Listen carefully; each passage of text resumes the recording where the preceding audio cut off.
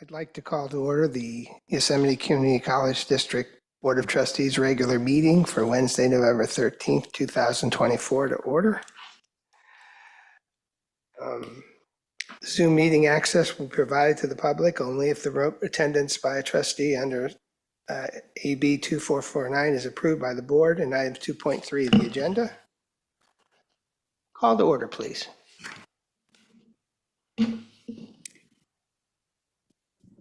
So roll call. Yes. Trustee Leslie Beggs. Here.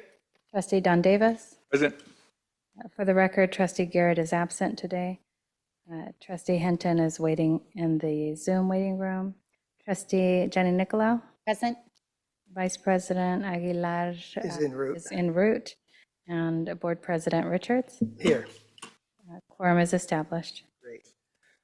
Okay, now we'll go to 2.3, board member virtual participation pursuant to AB 2449, remote teleconference center based on the qualifying emergency circumstances or just cause. Move for approval. Do a second? Second.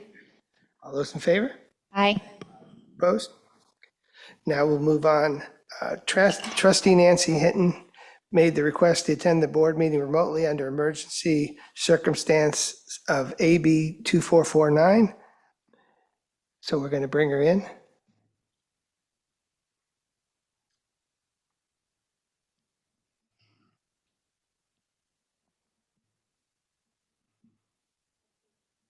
Trustee Hinton, if you can unmute yourself and show your video.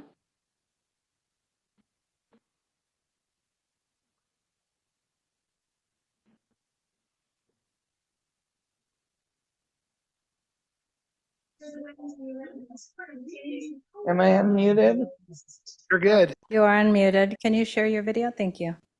So I have to ask Trustee Hinton, are there any other adults in the room with you? If so, what is the general nature of your relationship with them? There's one other patient who's across the room and she's asleep. Very, very good. Well, based on the fact that you've been approved to be in here, we'll move on. Do we have any statements of conflict? I think I might have one if they take up last month.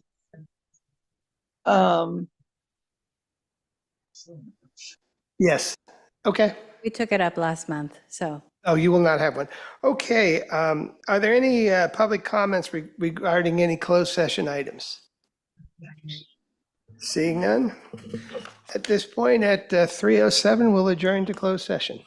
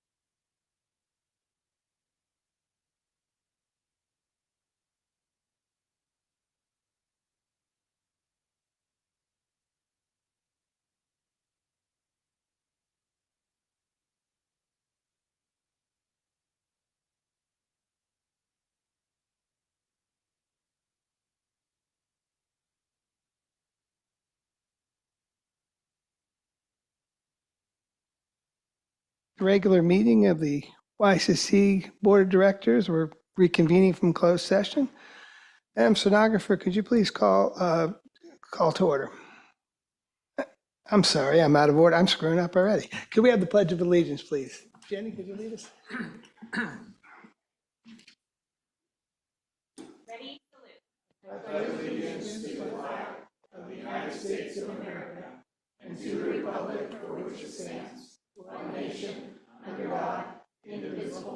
Liberty and justice for all. Could we have roll call, please? Student trustee Castrejón, Present. trustee Beggs, trustee Davis, Present. trustee Hinton,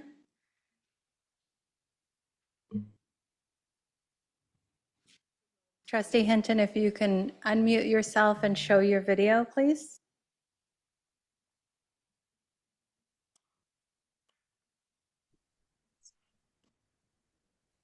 Present. There she is.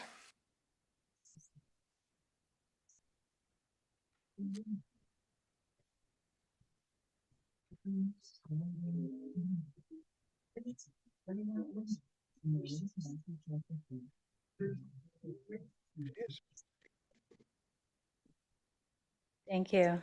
Trustee Hinton, present. Yes, And can you hear us? I can hear you. Audio. Okay, we'll mark her as present. Let's move on.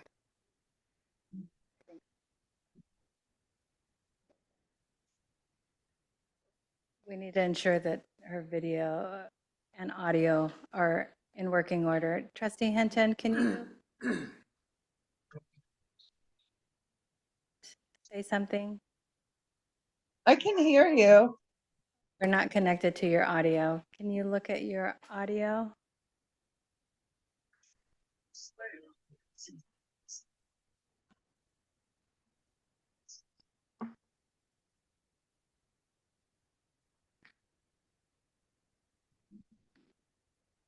I think we can hear you now. Can you say something? Okay. Very good. Trustee Nicolau? Present. Vice President Aguilar? Present. Board President Richards? Here. For the record, Trustee Garrett is absent today. Quorum is established. Okay, 4.4, we have no report out of closed session. 4.5, any trustees with conflicts? Seeing none. 4.6, any changes to orders of the agenda? Okay, before public comments, I need to read a statement.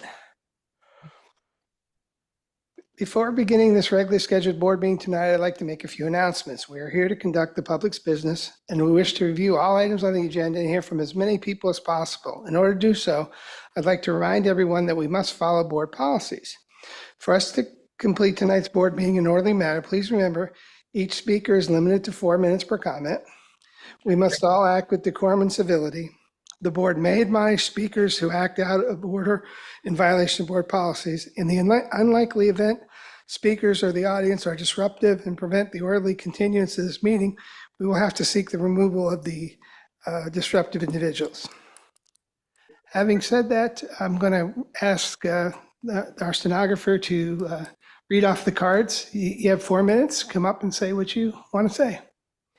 You should know that we are not allowed to respond to public comments. Please. President Richards, we have, there's one raised hand. Jim Salmon, if you can unmute yourself and show your video. Is this on a, for clarification, is this an item that is agendized or a non-agendized item? You're muted. Sorry. We can hear you now. Welcome, Jim. I'm trying to lower my hand and can't seem to lower it. Okay. Good evening. My name is Jim Salmon, and I'm a professor of communication studies here at MJC and in my 26th year in this district. I've served as the YFA president and lead negotiator, as well as the president-elect and then president of the Academic Senate. In short, I am uniquely experienced in faculty leadership in this district. I have received both accolades and criticism in faculty leadership. It goes with the territory. Nobody likes to be criticized, but when making criticism, it needs to be factually correct. At last month's board meeting, the MJC Academic Senate President, Giselle Flores, made a blatantly wrong and frankly unprofessional criticism of our faculty liaison to the board, Professor Alan McKissick. She stated, "Tonight, the faculty liaison to the board report was not at the direction of the Senate because it would have included the direction from the last meeting." The implication was that Professor McKissick was purposely not following specific directions by the Academic Senate. That was false. In response, I spoke during public comments at the October 10th Academic Senate meeting. I cited that the Senate did not direct the Senate President's message and was instead the unilateral response by her. Instead, she said that making his comment at the board meeting was implied. This is problematic. If the faculty liaison to the board is supposed to automatically say things at the board meeting, then it should be done in the job description, which it is not, or in the Senate rules or bylaws, but it is in neither. Stating that her comments were mere clarification at the board meeting is contorting the facts. The disturbing response, however, was that my criticisms were labeled as what happens to female leaders. In essence, it appears I was being called a sexist in the Academic Senate. Number one, this is a straw man fallacy. I made no mention of anyone's gender or their lack of fitness to lead because of their gender. I simply made an observation and evaluation of what I thought was factually incorrect and unprofessional behavior. Number two, I certainly am appreciative of the Senate President's support of the ADA resolutions I authored and were approved by the Senate, but that does not give her a guilt-free card on her comments about Professor McKissick. Number three, our Senate President has also driven a wider wedge between the Senate and the board in her comments about the board's presentation at NCORE. Her lack of attendance at their presentation while the district paid for her trip to Hawaii was further insulting to trustees who learned she described their presentation as an expletive for cow manure. Why would the board listen to anything that is said by the Senate President after this? Criticism comes with the faculty leadership territory. You don't get to throw your male faculty leader under the bus at a board meeting and then claim you're untouchable because you're a woman in a leadership role. Finally, Trustee Leslie Begg sent a letter to the Academic Senate weeks ago. If the Academic Senate has not seen her response yet, then who is gatekeeping this information? Thank you. Thank you. Next speaker. So the two comment cards I have are on agendized items. Okay. Okay, so moving on to item 5. If I may, sorry.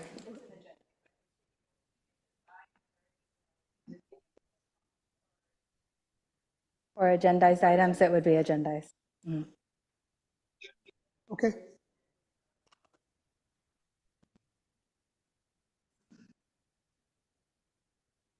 Professor Hausman? Yes, hello, I'm speaking on an agendized item tonight. Okay, which agendized item so that I can make, Yes, it is item number 5.2 and 5.3 about the interim chancellor search. okay, I will call on you at that time. All right, thank you. Thank you. Do we have any other speakers? There's two others. Bill Anelli? Yeah, I also want to speak on agenda item 5.2 and 5.3. Thank you. Aisha Saleh? Hello, I'm here to speak on the same agenda items mentioned by Hans and Bill.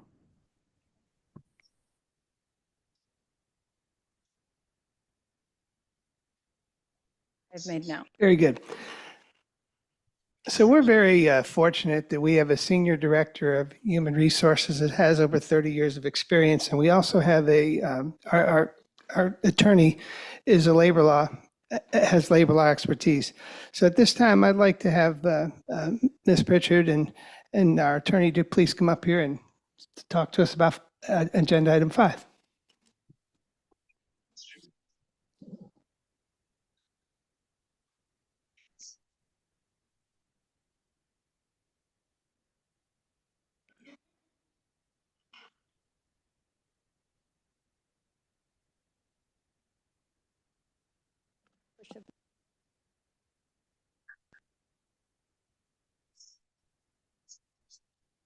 Oh, it's on?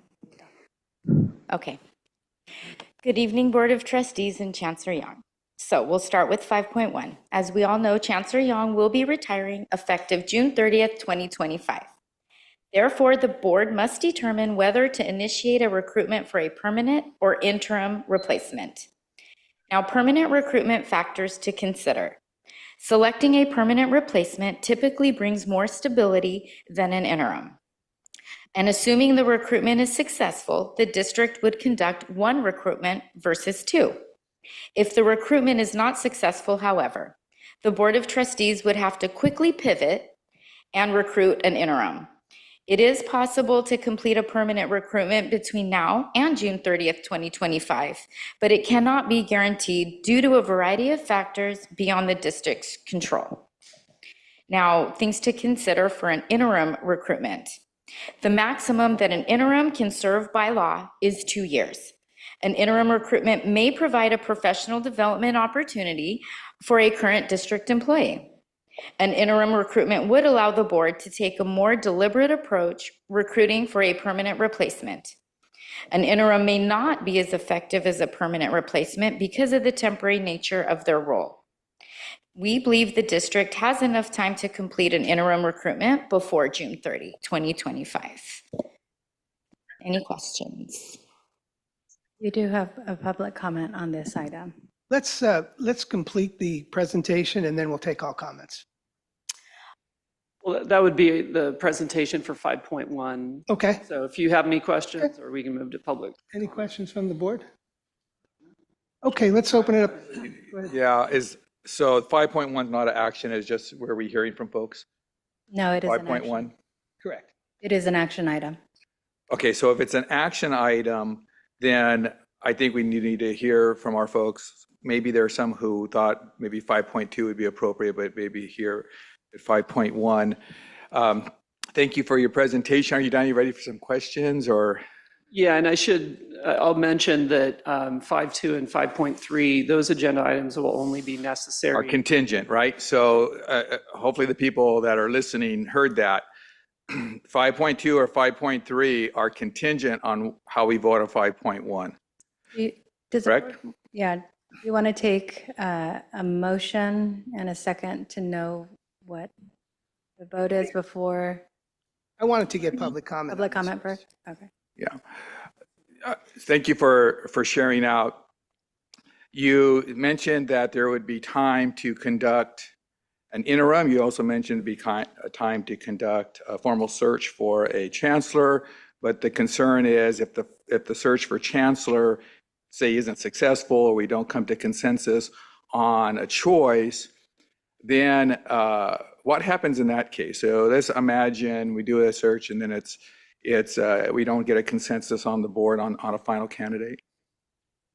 I believe if the search is not successful, then what would happen is that you would have to quickly pivot and probably backfill with an interim to hold the space until you can conduct another search.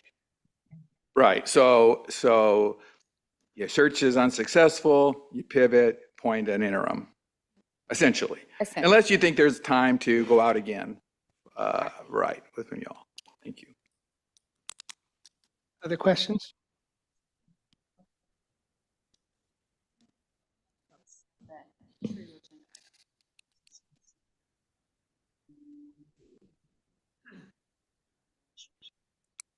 We're doing.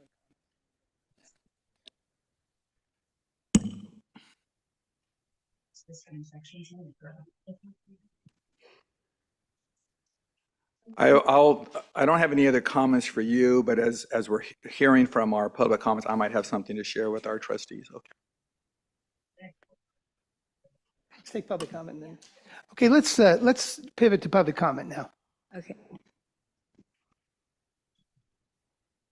So first public comment is by Amanda Hughes.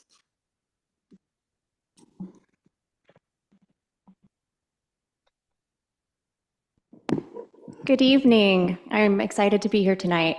As a mother of a student and the wife of a faculty member who's been here nearly 20 years and a resident that works very closely with the college, I'm here tonight to just make my voice heard and to talk about, I really want to honor Dr. Dawn Davis for bringing this to the board in October.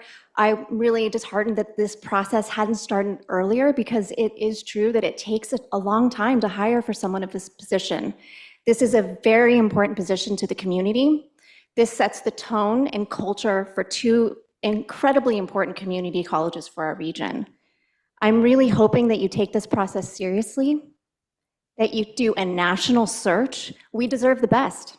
We deserve a deep talent pool, and it starts at the top, and I hope that we have a collaborative, transparent process to recruit and select this individual that involves engagement with faculty, administration, students, and the community. We need to know the process, and it needs to hurry up because we are going to lose time, which is going to limit the quality of the process. Thank you. Thank you. Next.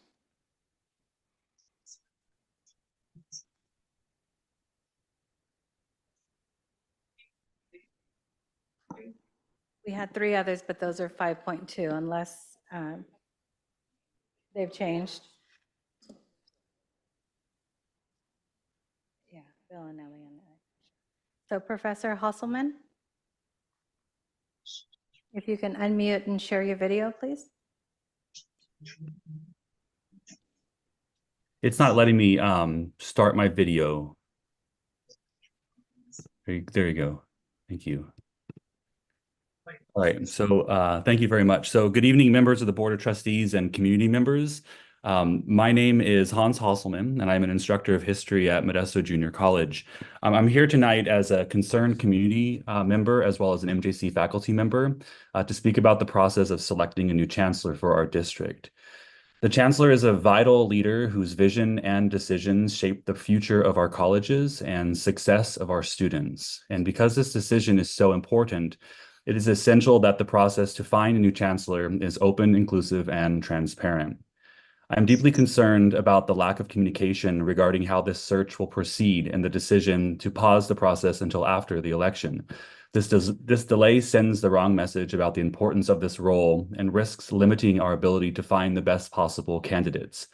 Starting early is key to ensuring we attract a diverse and highly qualified pool of applicants, and it allows all stakeholders to engage meaningfully in the process. Additionally, there are serious concerns about bypassing a transparent external search process in favor of appointing an internal candidate as an interim chancellor. While interim leadership can help maintain continuity during a transition, it should not be treated as a substitute for a rigorous and inclusive selection process. Automatically promoting an internal candidate or moving an internal candidate to an interim position without considering other qualified applicants limits the opportunity to bring fresh perspectives and innovative ideas to our district. A competitive process ensures that the best candidate, someone who aligns with the needs of our students, employees, and community, is selected. In the past, our district has involved representatives from all parts of the community, including faculty, staff, students, and local leaders, in searches for key positions. This kind of collaboration fosters trust and ensures that the decisions reflect the diverse voices of those who will be most impacted by the new chancellor's leadership. I strongly urge the board to prioritize transparency and inclusivity in this process by clearly communicating the timeline, steps, and opportunities for community involvement. Our students, employees, and community deserve a process that reflects the values of openness and collaboration that we strive to uphold. Thank you for your time and for considering the voices of the entire district community in this important decision. Thank you very much.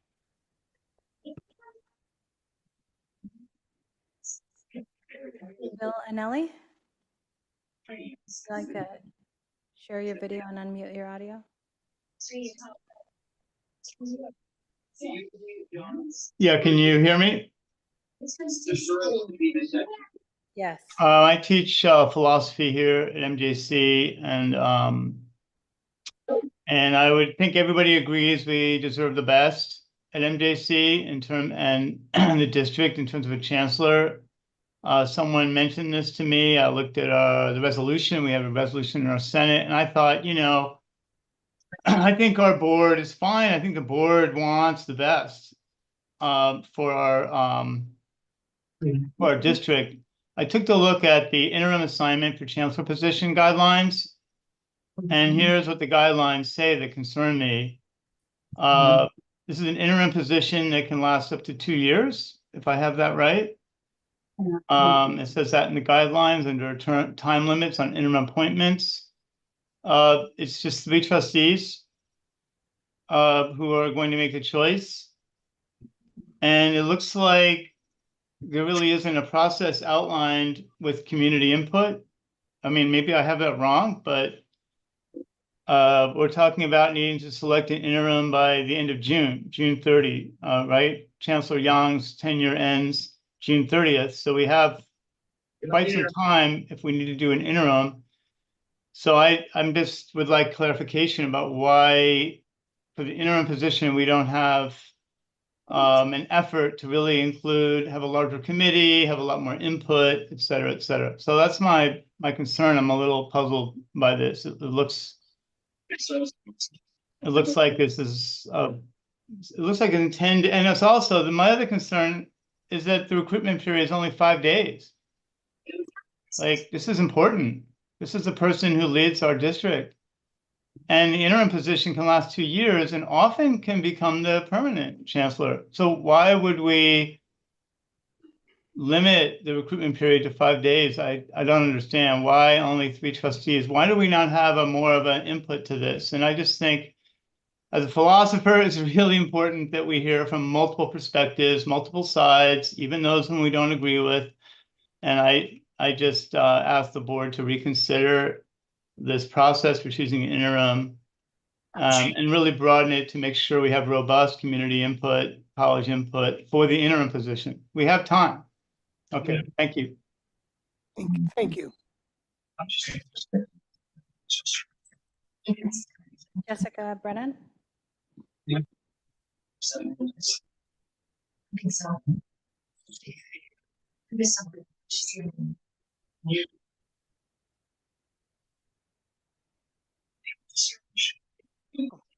Welcome. Thank you. Hello. First of all, I ask for your grace in that I meant to make my font bigger before I printed this out, and I forgot that part, and I never carry my reading glasses. So good evening, Board of Trustees and Chancellor Young. I'm Dr. Jessica Brennan, a professor of child development at MJC. I'm grateful to have this time to address you all this evening. I started attending these meetings 3.5 years into my time at MJC. And in January of 2023, at my very first in-person meeting, I addressed the board during public comments. My comments that day were related to the vacancy for president, as the role had been vacated following the December board meeting. In my comments that night, I urged you to consider that this constant turnover in executive executive leadership means for our students.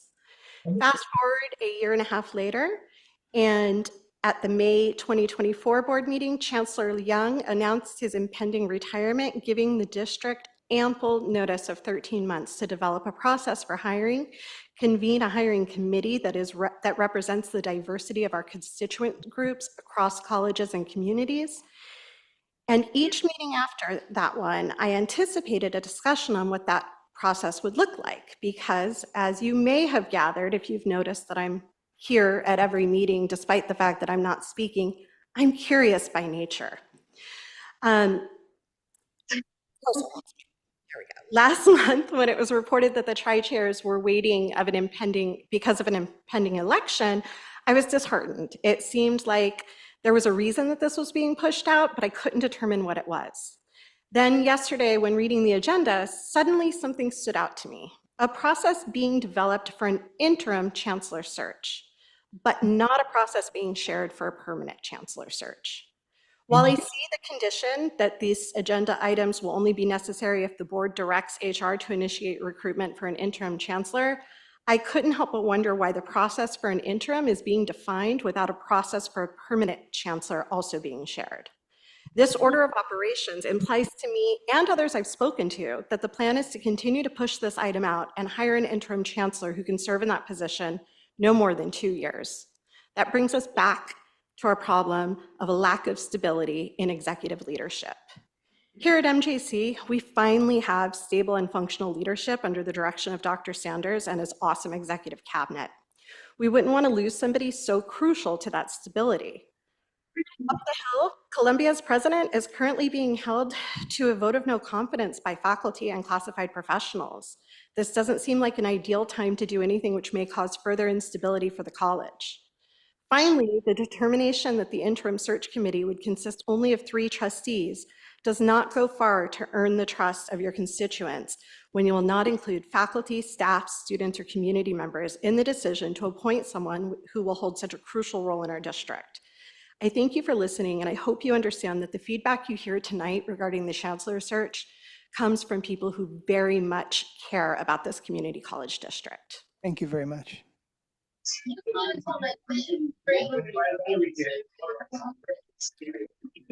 Next speaker. Giselle Flores.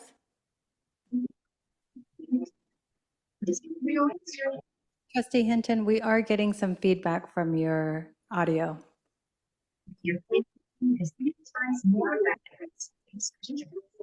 Good. Okay. Since my request to move my report to before the action item was denied by the chair, I will be reading my report during this time. Good evening, Chancellor Young and trustees. I've been asked to read the following comments on behalf of concerned faculty in response to the action items on the agenda regarding the chancellor search process. While these comments are provided to me by individual faculty, they are not in conflict with the resolution passed by the Academic Senate. 1, the 5-day minimum time limit for an internal search doesn't allow for a diverse pool of candidates. 2, the optics of a committee made solely of board members gives the impression of a lack of transparency, possibly a self-serving effort, and predetermined decision for an internal candidate who has gained favor with the board. 3, soliciting informal feedback as the only involvement of constituent groups without allowing appointed representatives to be on the actual committee is performative and doesn't allow the meaningful contributions to the final decision. 4, there are no students mentioned as a group that the board plans to seek participation from. 5, there are still 7 months before Chancellor Young's retirement. It is unnecessary and doesn't seem to be in the best interest of the district or the college community, which begs the question of what the motivation is for a 5-day timeline.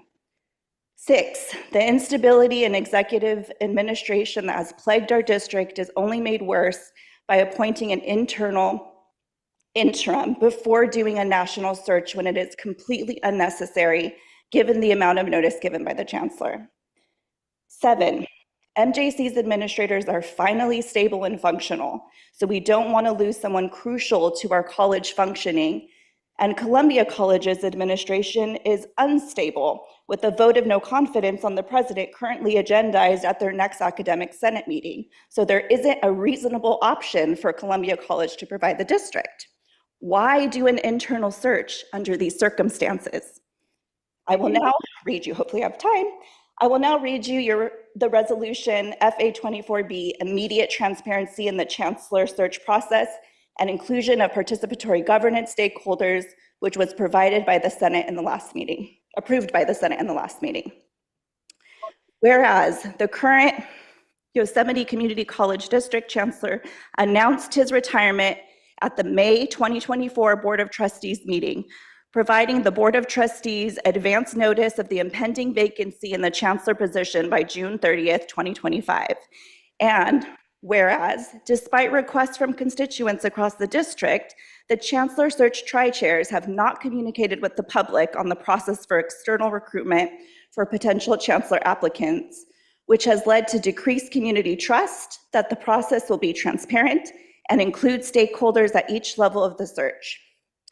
And whereas comments made by the board at the October 10th board meeting asserting that the Chancellor Search Tri-Chairs unilaterally decided that the Chancellor Search would be paused until after the election devalues the importance of the role of the Chancellor by delaying the search for a replacement, jeopardizes the effectiveness of the Chancellor Search, and is not in the best interest of YCCD students, employees, or the campus community. And whereas starting the search process early allows for increased opportunities to attract a diverse pool of qualified applicants, and YCCD Board Policy 2431 CEO selection states the search processes shall be fair, open, transparent, and shall comply with relevant regulations. And whereas the standard practice of linking an AP to board policies has not been followed with BP 2431, the policy on hiring a CEO chancellor making our district out of compliance with standard 4.I governing board policies and procedures for selecting and regularly evaluating its chief executive officer of the ACCJC. When I'm out of time. It's okay. No, go ahead. Okay. You had a report in addition to, so you can have more time. Okay, thank you. Whereas YCCD Board Policy 2510, participation in local decision-making, asserts that the board is committed to its obligation to ensuring the appropriate members of the district participate in developing recommended policies for board action and administrative procedures for chancellor under which the district is governed and administered. And whereas the CCLC has recommended that districts develop a timeline for a chancellor search process that is clearly communicated and allows for a comprehensive search and selection, and that all stakeholders are knowledgeable about the steps in the process, responsibilities, and authority of the board, consultant, and search committee. Whereas past practice in the YCCD search and hiring of a chancellor has been to establish a committee with individuals representing the community and proportional representation from each constituent group within the district. Therefore, the Academic Senate of Modesto Junior College urges the Yosemite Community College Board of Trustees to provide immediate transparency in the chancellor search process, and therefore, the Academic Senate of Modesto Junior College demands the timely and mutually agreed upon development of an administrative procedure to correspond with BP 2431 that includes constituent representation in the selection process in order to correct the current lack of transparency and show a commitment to prioritizing the needs of faculty, students, classified professionals, administration, and community members. And therefore, the Academic Senate of Modesto Junior College calls upon the Board of Trustees to mirror past practices in the current chancellor search hiring procedures. Approved in a first and final reading on the 6th of November, 2024. Thank you. Next speaker. Aisha Saleh, if you can unmute yourself and show your audio or show your video. Can you hear me? Yes. Okay, great. Thank you, Graciela. Hello, everyone. I'll try and be as brief as possible, knowing we're limited on time. A lot of my sentiments have already been shared by other faculty members who have spoken, so I'll just try and highlight some of my biggest concerns when it comes to the handling of the search for our chancellor replacement position once Chancellor Yong's retirement goes into effect. I guess I'll start by saying I was also concerned and disconcerted with the fact that with, like 13 months advance notice, we're over the 6-month mark here. And this is the first meeting where any sort of action is being taken to move the process forward in the search for a chancellor. I don't think that's conducive to a successful search. And my concern is that using the fact that we only have 7 months left before we need to have a replacement as a reason to justify doing an interim position rather than a permanent replacement position feels somewhat disingenuous to decide not to start until after 6 months and then say the lack of time is the reason we can't do a permanent replacement feels like we've caused the problem that's now leading to the supposed need for an interim search. I also don't believe it's necessary. We have a 7-month period to still go out and do a national search and try and get a broad, diverse pool to replace this chancellor position. And I think we should do that. I know that Catherine Pritchard in her report was talking about how a successful search can't be guaranteed in a permanent search. But a successful search can't be guaranteed in an interim one either. So I think that our community and our college district, our students, faculty, classified professional deserve for us to at least try and do a replacement position. Sorry, I'm getting feedback from another video and it's making it hard for me to. Yeah, sorry about that. That's okay. I think we have plenty of time. I think that we deserve to have at least an attempt at a permanent replacement before making a decision to then do an interim. An interim should be a last resort. It shouldn't be where we start when you have 13 months to replace a chancellor. I also am concerned with the 5-day search period if there is a decision to do an interim search, and the fact that no constituent representation has been mentioned in that process. Past precedent has always included proportional representation. I don't know that students were included in the past, but I hope they are. This time around, I think that their involvement in this process is crucial, and they've been included in other high-level hiring searches in the past, like MJC's presidential search. That completes my comments. I really hope we go for a permanent position. Thank you. Thank you. Next speaker. Patrick Krebs. I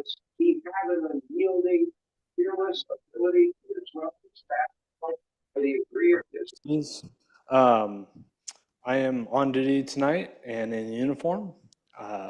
Feel safer. Thank you. I'm speaking on behalf of Classified as CSC president. I was going to address this in my association report, but because of the action item being before that, I've decided to step up. Many of the items that I was going to touch on in my association report were already well addressed by the previous speakers. There is a very valid concern amongst Classified that have been voiced to CSE leadership about the lack of transparency, the rush. I'm probably going to take some criticism for saying this, but I'm going to go ahead and say it. There is a persistent rumor that the board has a particular candidate in mind for an interim position, and frankly, action items 5.2 and 5.3 kind of play into that rumor. It's just a rumor. But there is a lack of transparency. There is a concern amongst Classified and clearly amongst the other constituency groups about how this process is playing out. And it was wasting a lot of time from when Chancellor Young had announced back in May. So thank you for the time. And thank you. Next speaker. Lisa Shutt.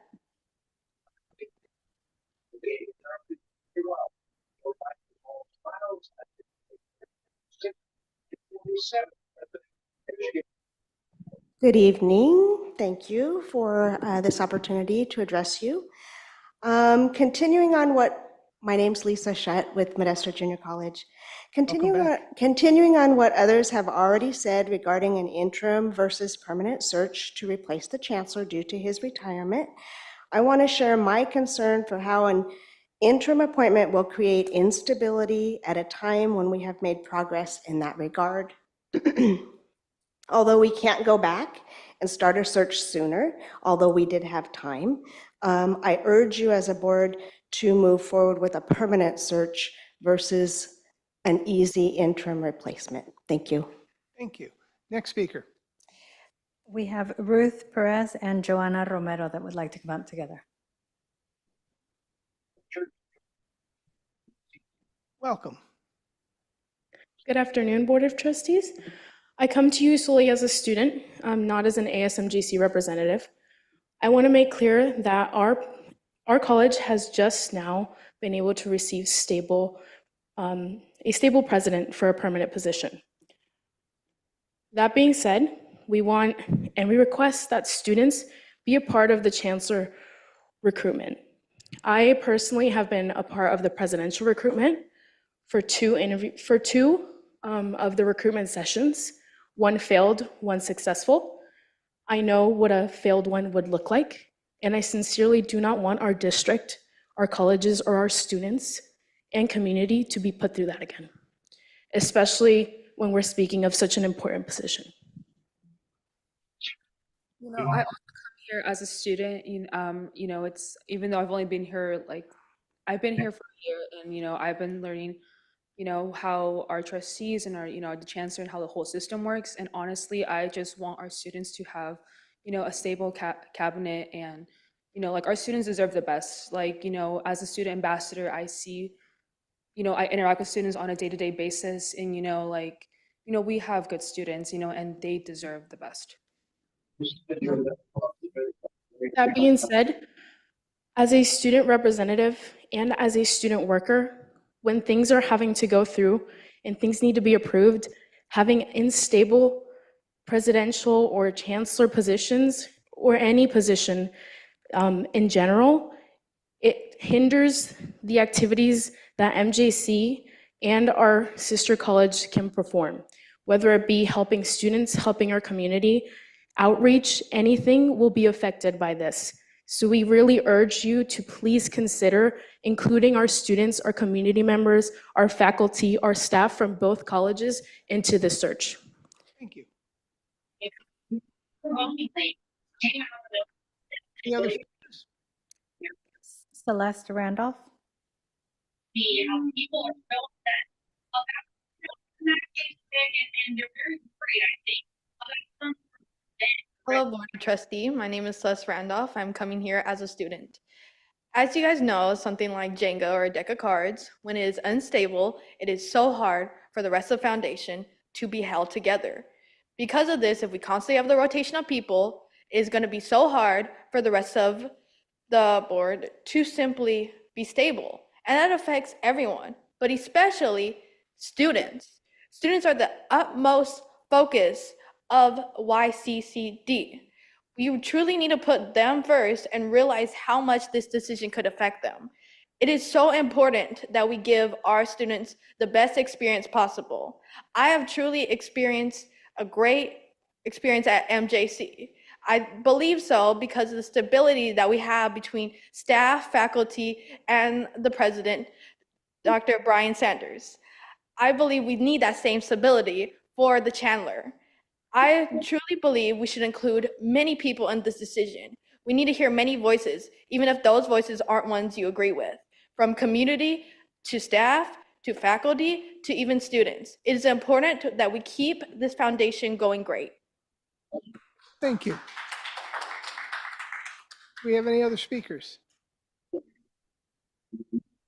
don't have any more on my list unless if anyone in the Zoom meeting would like to raise their hand, or anyone in this room. Anyone else?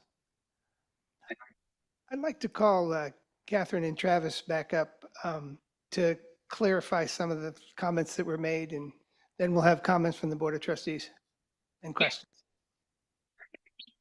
We want to get back to an America where we look at each other and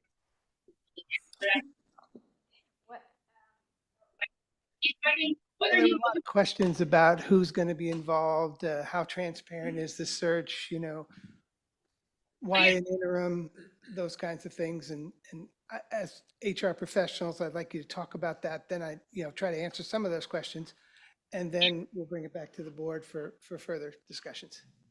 Is this on? Okay. So one thing I did hear was the concern about a 5-day recruitment period.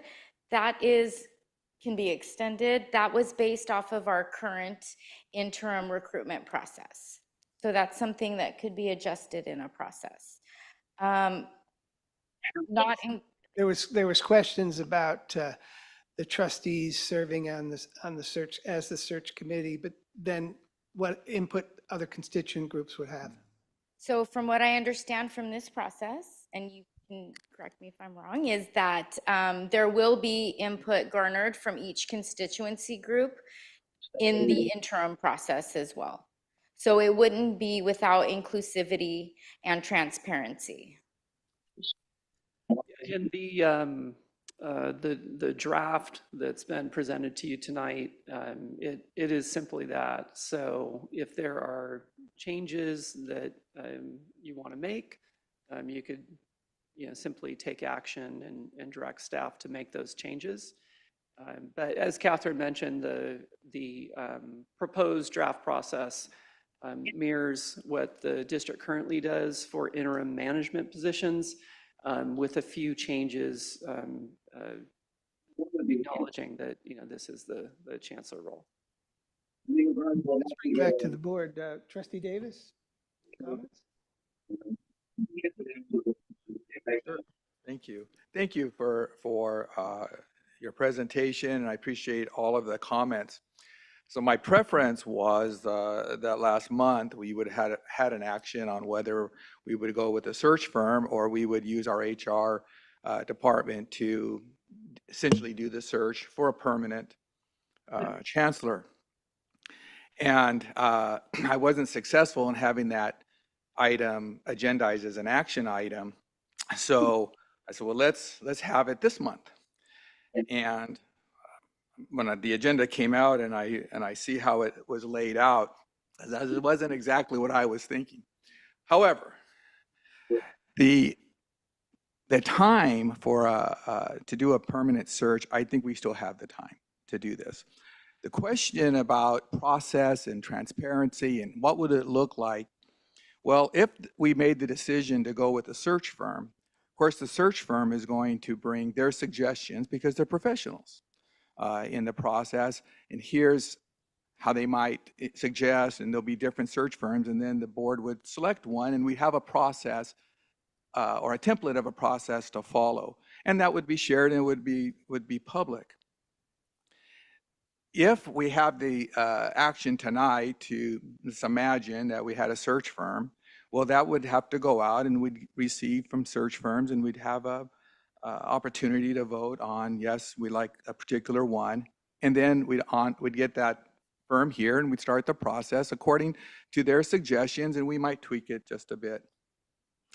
And in the event that it wasn't successful, in my mind, that's when you have an interim appointment, because it's going to take time to do that again. And maybe you don't want to go with the same search firm.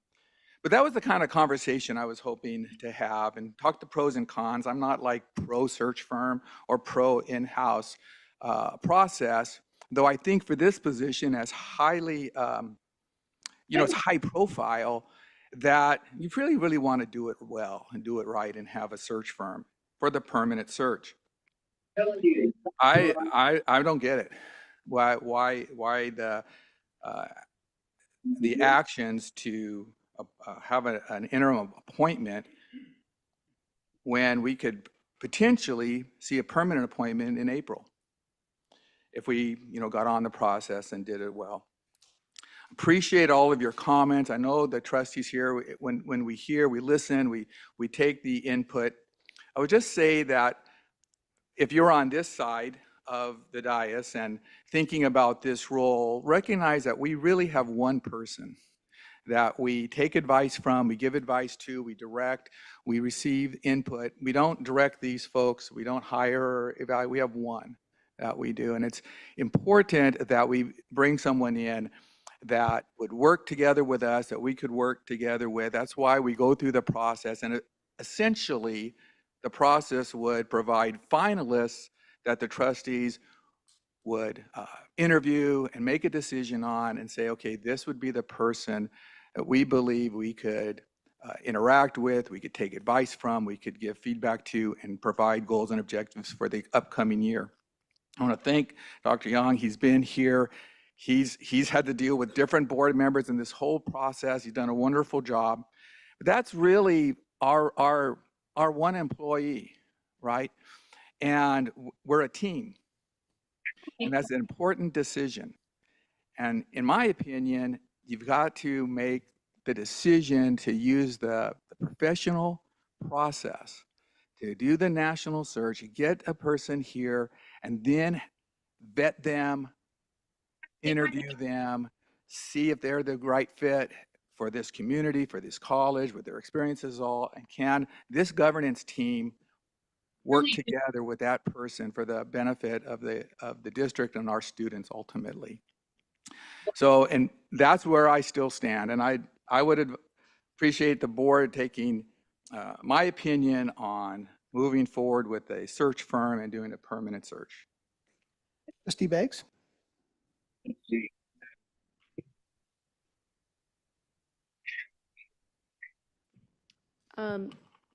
First off, this is a decision the board takes very seriously. This is our this is our only employee, and we have had stability. Our chancellor's been here since 2017, right, in this role. So we have had very stable leadership. And personally, I'm opposed to a search firm. I think you invest a lot of money in a search firm. You don't know them, they don't know you. They bring you people, and then you feel obliged to pick somebody because you've spent $50,000 or whatever it is on a search firm. We have in-house people who are capable of doing the work, and they do a lot of the work anyway when we have a search firm. So that's just my personal opinion on that. I prefer in-house, but it's a big decision.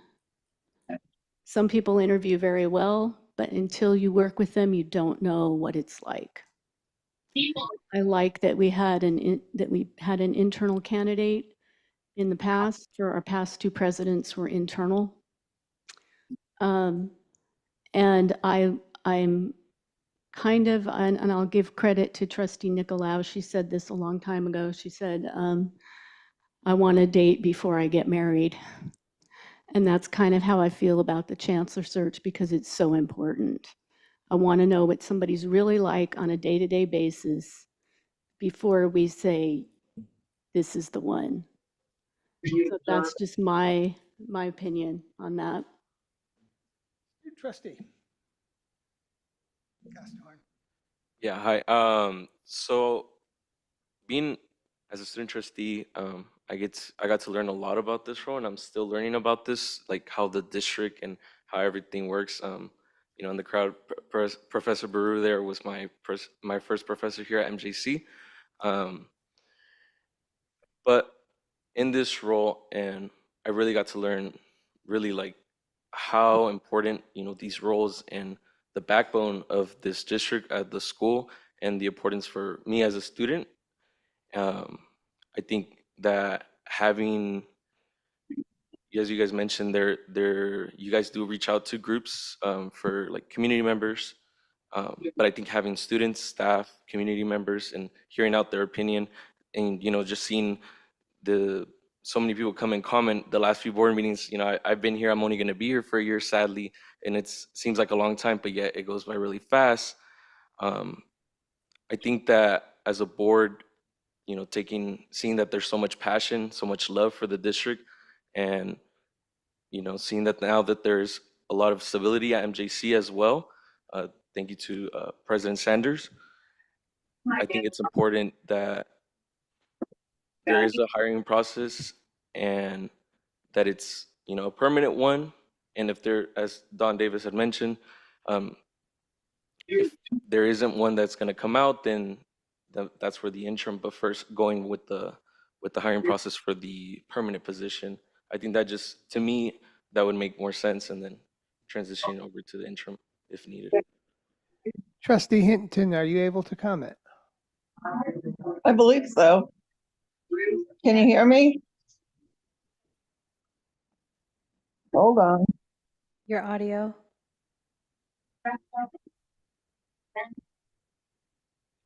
Can you hear me?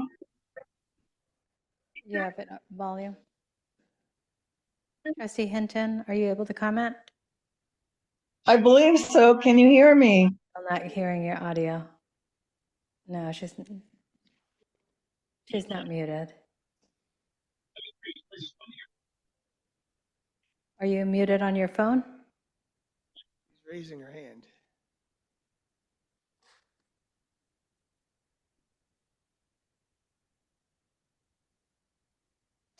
Are we able to get her to talk? She's unmuted. Yeah. Nance, can you hear us? I can hear you. Can you hear me? You can hear us, but we can't hear her. Okay, maybe something can work on that. Trustee Nicolau? I want to start by saying I really appreciate the comments and the opinions shared tonight, and I would agree with every single one of you. I want to hire the very best chancellor to lead us. If there's one thing we can all agree on, it is that I want the best person for us. I believe in this district, and I appreciate everyone, and especially how much this matters to you.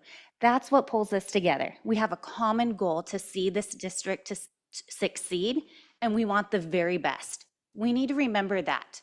We may have differences, but we want the best. To be clear, I was the first one who brought up interim, and I'm very happy to admit that. As Trustee Beggs mentioned, I want to date someone and fall in love before I get married.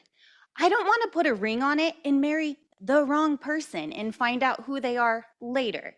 I do believe that you see the very best of the best in the interview process. And I believe that throughout time, you see someone's true colors. And perhaps, and what should happen is you hire the best and those true colors are true. And you find out that you hired the very best person for the right reason. But I do think that we need to trust our professionals.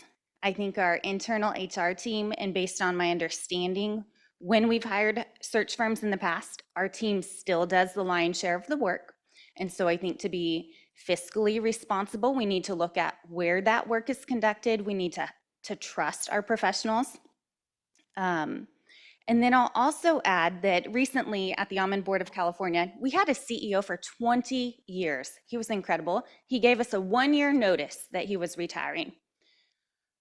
Our HR department did not handle the search. What happened was there was a constituency group of board members. We're a 12 board member. 3 of those were part of the search committee. It came down to the board who has set the strategy, the vision, the mission for our industry. And those 3 picked the individual that was best because they're the ones essentially who determines where this industry is going. I didn't hire my boss. I didn't hire my CEO. I've been involved in interviews and I could certainly share my opinion, but ultimately it's up to me as an employee to trust my board. It's up to our district to trust the board. We've been voted by our community and we want the very best. So if you want to know where I stand, I'll tell you this. I believe we should go for an interim, fall in love, and then get married. And I believe we should trust our internal experts and take this internally with our HR department. Vice President Aguilar?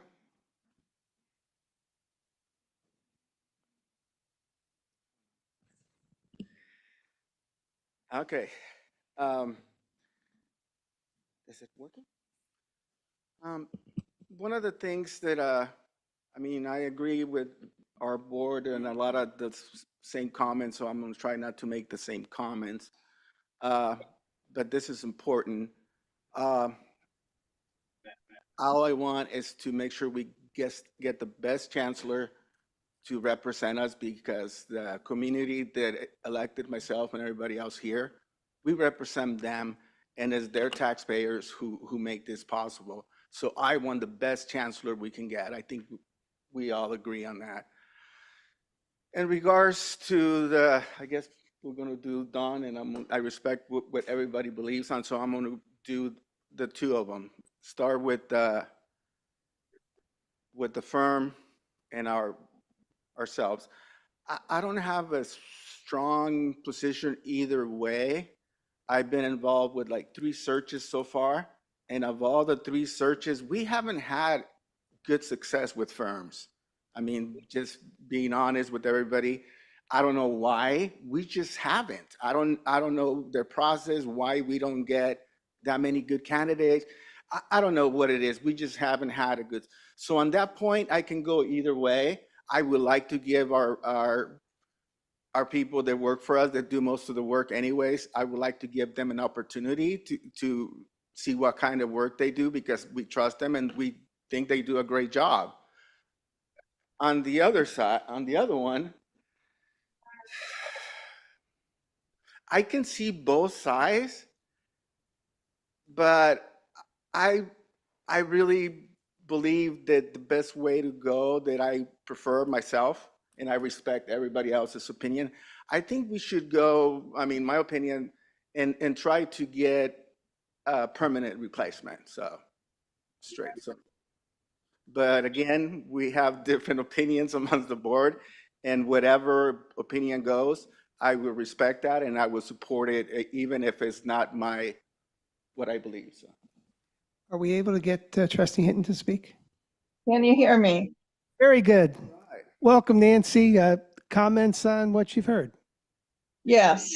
A few comments. I think that we need to take seriously, as been mentioned, the hiring of the chancellor. I would very much like to be involved in his replacement. I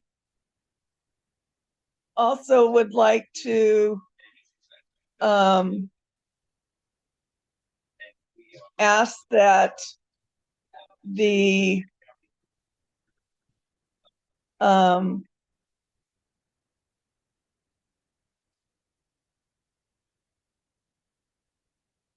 Ashe, sorry, wrong. Ashe, God, I used to get it right. Now my brain doesn't work. Aisha, and also her counterpart have more respect for the board than has been to where it was a few years ago. Lately, it's very disheartening when we hear things and things are said that shows that there's no respect. And we need to have the respect, and if there's not respect, then it needs to be brought to us in a proper way, because I think that we need to have a good working relationship between us, and right now that's not there. And we've got the biggest and most important position for the campus that is coming out right now, and we need to be honest and upfront and have an open discussion. Have a powwow and let's get things straight. You know, a few years ago when Jim Solomon was president, or not Jim Solomon, I'm sorry, Chad, and I went to speak to the people in the different groups, and you know, there was some rebelliousness there, but when we spoke, we were able to work things out. Now we're coming up to another time for a powwow and get things worked out, so that when we sit down together, that we come together in a one like-minded people, respecting one another. And that's just one of my comments, and I'm sorry if you guys take offense to it, but I've gone through hell and back in the last few months, and that's just the way I feel. probably be a little more honest than I would have a few months ago. Thank you, Nancy. And I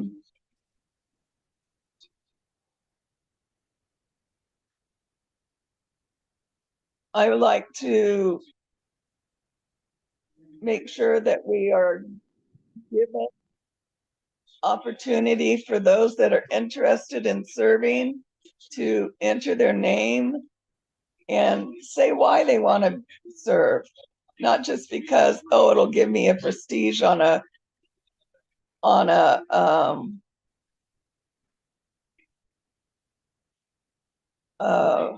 whatchamacallit, but that they really want to serve on the committee for the looking out for a new chancellor. And Chancellor Young, I'd like to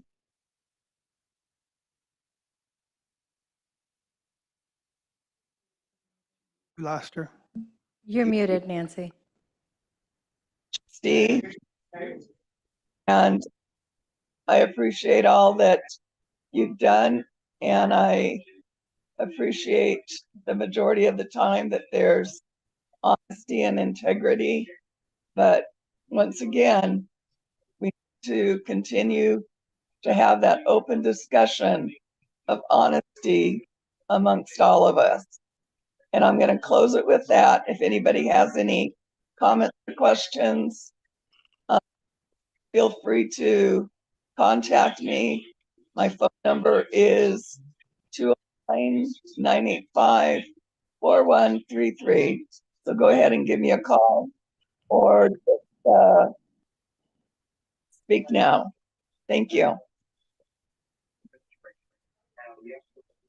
Makes concluding comments and then bring it back to Catherine and Travis. First of all, the tri-chairs have been talking about this for quite some time. I want to thank everybody in this room that's come and made comments. We've heard you.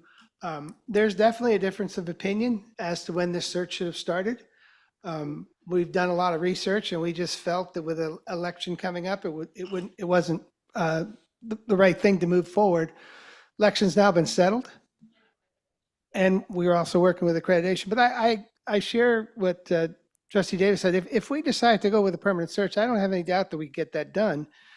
But I go back to what a couple of my colleagues said, and that I think we got some really strong internal people. I really would like to see them given an opportunity.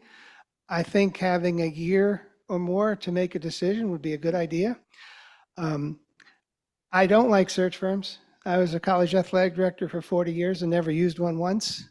I've watched us use 3 search firms, and frankly, I don't think they did a very good job. And I think they worked hard, but I didn't think it'd work. Having said that, any closing comments from our team here about any of this? No, just wanted to clarify the search firm piece. That's item 5.4. So 5.1 is just the decision on what direction you want to go in the recruitment. Okay, so I'm going to bring it back to the board. What do you want to do? I move to move forward with the interim position. Is there a second? I second it. All those in favor? Let's do roll call. They'll all have to be roll call. Okay. So give me 1 moment.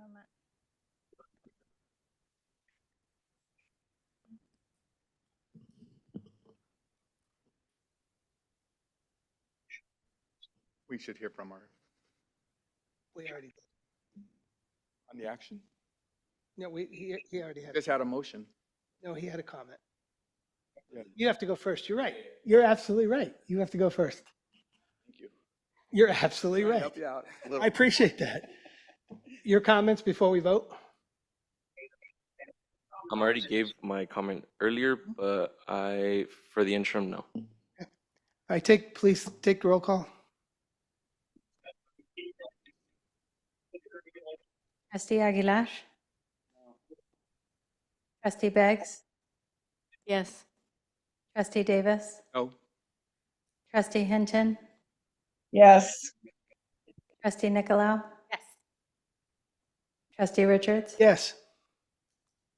The vote is 4 in favor, 2 opposed, motion carries. Thank you. Okay, let's move on to 5.2.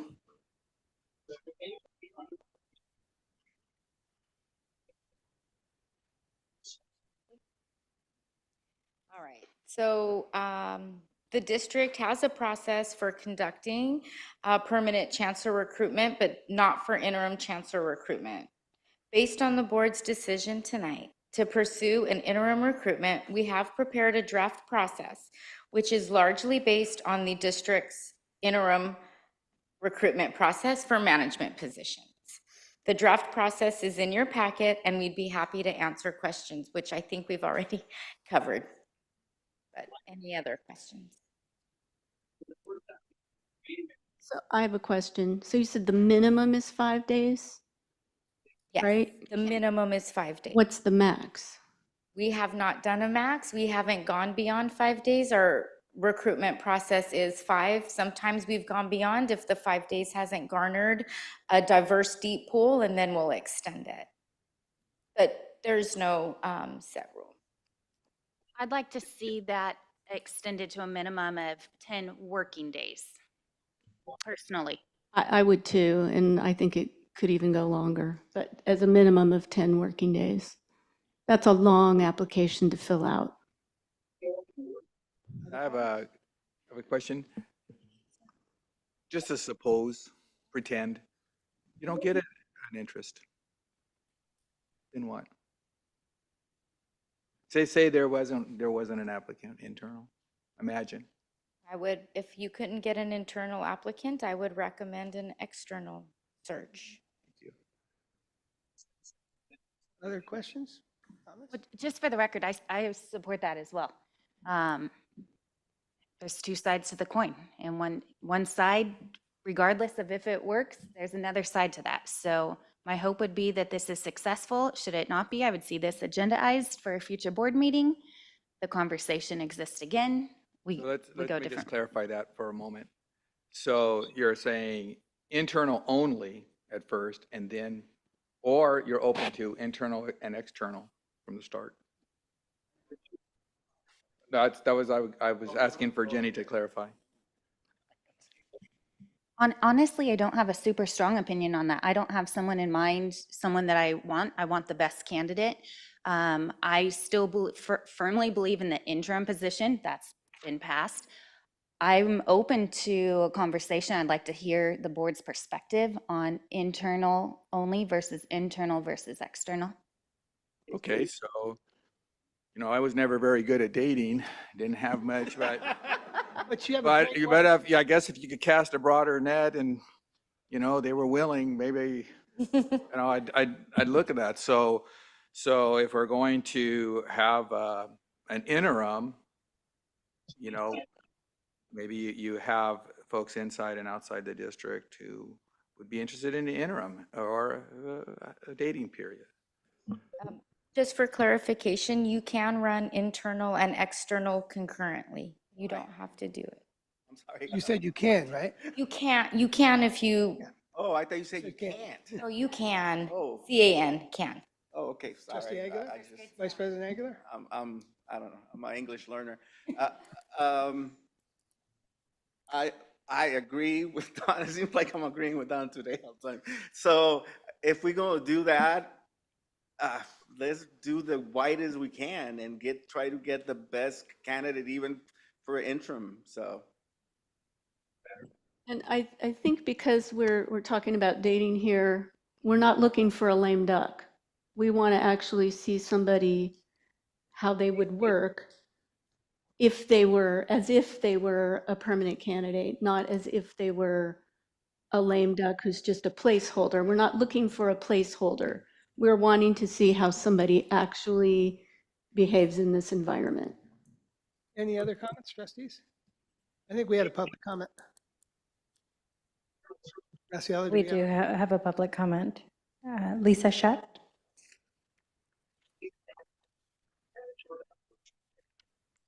There's a public comment. Travis, there's a public comment. I'm back. Welcome. So with the decision to go with an interim versus permanent search. I just want the board to really consider the timeline. And as important as managers are in our district, to base a chancellor search on the previous procedure for hiring interim managers is like apples and oranges. So I'm curious whether HR or anyone at the district has looked at what other districts do in this situation. Have you looked at how other districts handle interim chancellor searches? And I would encourage you to do that if you have not already done so. And I just appreciate your time. Thank you. Any other public comments? Please come up. But this time you only get 4. So, with this internal search, how many applicants is going to be considered a decent pool? We don't really have a whole giant pool of qualified applicants, which is why an external search would have been a better decision. So thank you to the trustees who voted in that way and actually heard us. Anyone else? Bill Anelli, if you can unmute yourself and share your audio. Yeah, I just want to respond to a couple of arguments. One argument is that in search firms cost a lot of money. You spend money, they don't know you, you don't know them.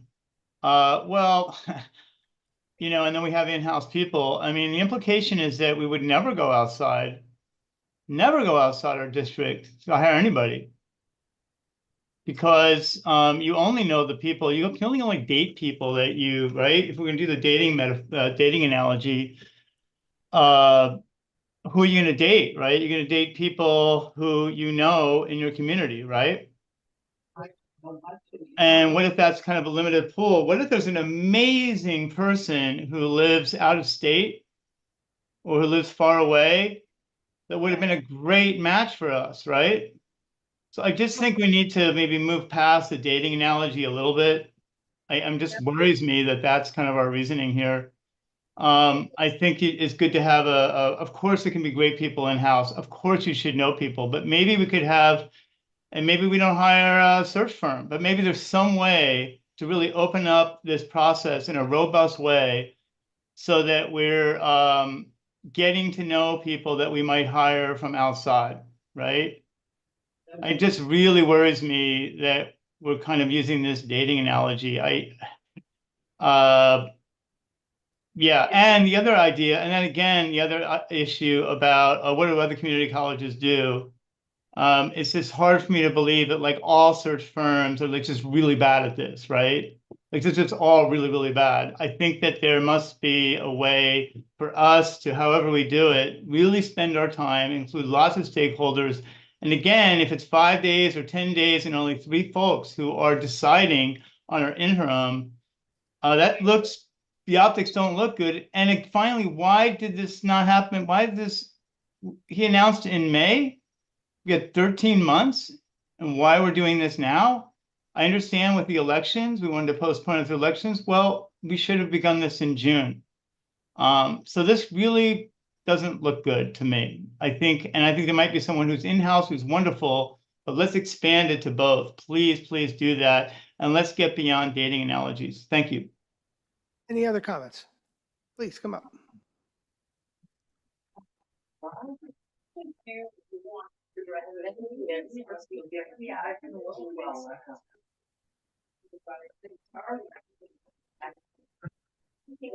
it takes me a while to get up here. I'm going to leave the dating comments behind. I'm a 45-year-old woman who's not married, so I'm done with that conversation, right?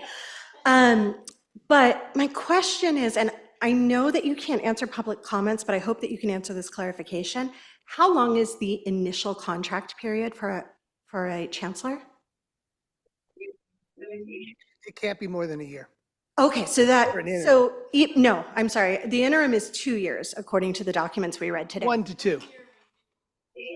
But if you hire a chancellor, a permanent chancellor, how long is their initial contract? I'm going to guess less than 3, no more than 3 years. Okay, so that can be truncated as well, right? And dating could happen within that truncated time period. And so if we are talking about now, we're talking about 5 days or 10 days. Well, now if we're talking about an external search, how are we going to attract talent from elsewhere? Thank you. Thank you. Any other public comments? Okay. I'm going to close public comment. I think what I heard is we'd like maybe There's one 10. online. Catherine, Travis, could you come back up here, please? There is one online. Okay. I'm sorry. Aisha? I'll reopen the public comment. I didn't see your hand. Aisha?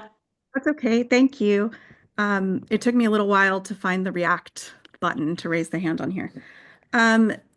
So I appreciated the questions and the decision to expand that 5-day application period.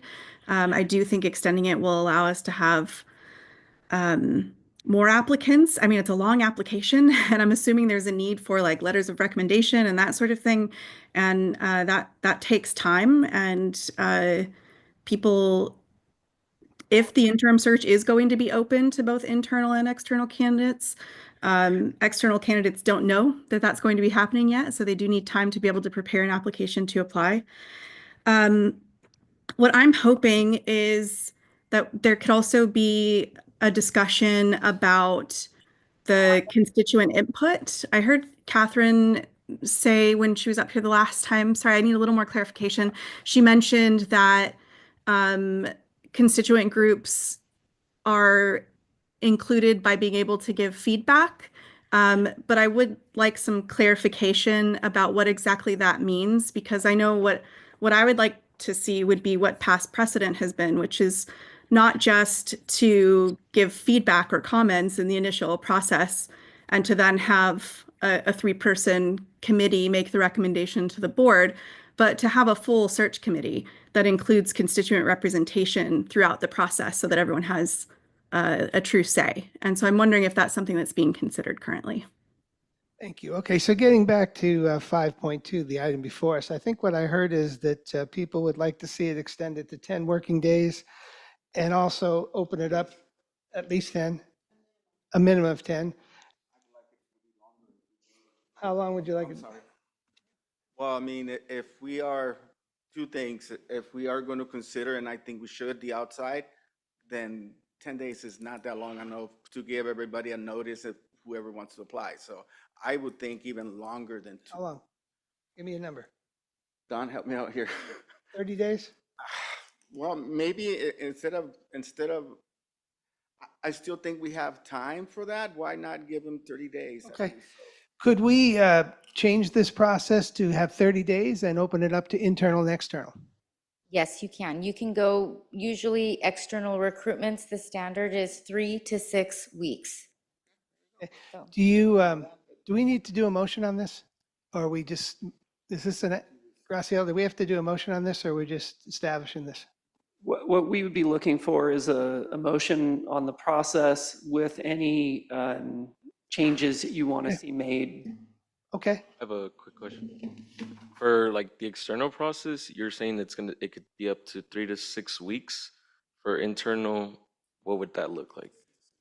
The same thing. The same. Same. So what I'm asking is, are the internal and the external together? The 3 to 6. Okay. Okay. Is there a motion to approve the process? Professor McKisson.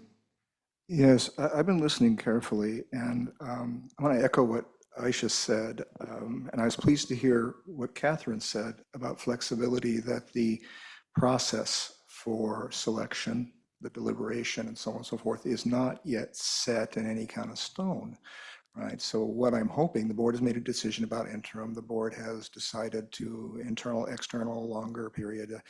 I think this speaks to some of the concerns people have been raising, but I'm hoping I'm hearing that there's time to adjust the procedure to be collegial in a way that constituencies feel it's collegial, that discussion takes place. It sounds to me like there's room to do that, and I think we should do it. Okay, so do I have a motion to approve the process? Just, I think essentially we're revising that letter C at the bottom of page 1, is what I'm hearing. And with the scope of duties, I seek feedback from several constituency groups. We might want to add, a student, or make it clear that student representatives are also included in that scope of, okay.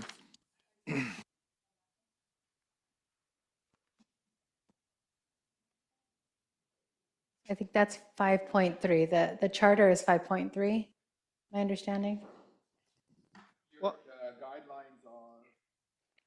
So the guidelines are 5.2. The scope and of duties that you mentioned, that's 5.3 on the charter. so I think I'd like a motion that we do on 5.2, that we extend it to 30 days and we allow internal and external candidates at the same time. I think you're all looking for a villain, so I'm going to be it. So moved. I have a second. Second. All in favor? Student trustee, please. Aye. I have to take a roll call vote. Roll call. So my first, who's my second? It was Jenny and Leslie. Leslie. Excuse me, trustee Beggs and trustee Nicolau. Thank you. Trustee Beggs? Aye. Trustee Davis? Aye. Trustee Hinton? Aye. Trustee Nicolau? Aye. And President Richards? Yes. And Vice President Aguilar? Since I said the 30 days, then I'm going to say aye. So the vote is 6-0. Motion passes. Okay, so 5.3, we just need, did we just kind of do that already? No, that's a different one. That's the one that Don had. Oh, okay. Yes, if we could amend 5.3 to include input from student representative, then I would move for approval. I'll second it. You hear, Please Yeah. call the roll. Trustee Davis? Aye. Trustee Hinton? You're muted.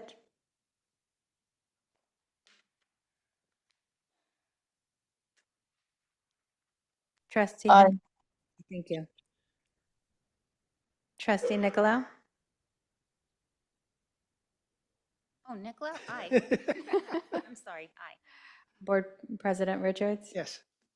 Vice President Aguilar? Aye. And Trustee Beggs? Aye. The motion is, or the vote is 6 in favor, 0 opposed, motion carries. Okay, that now moves us to 5.4, whether we want a search firm or not. Oh, wait. One more thing, sorry. Now that the board has decided to pursue can the we- interim recruitment and the board has voted in favor of establishing the committee, we need the trustees to nominate 3 to serve on this committee. I move that Trustee Garrett, Trustee Beggs, and Trustee Richards serve as our 3 trustee search committee. Is there a second? I'm sorry, can you repeat that?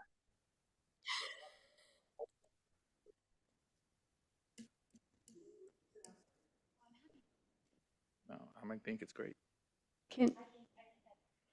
Just to give reasoning, I think that's a very well-versed group of very different personalities, very different thoughts, and good experience with the district. As much as I'd love to be on it, I think that these 3 individuals, and any of the trustees would do a good job. We're limited to 3.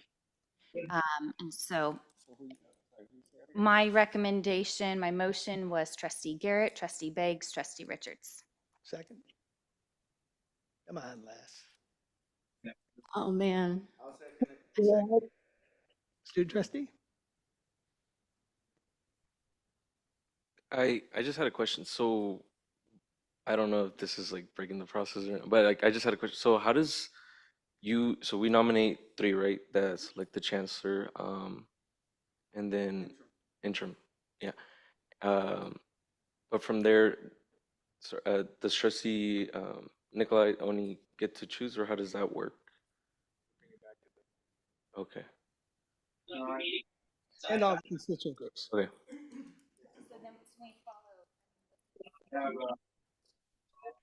Yeah.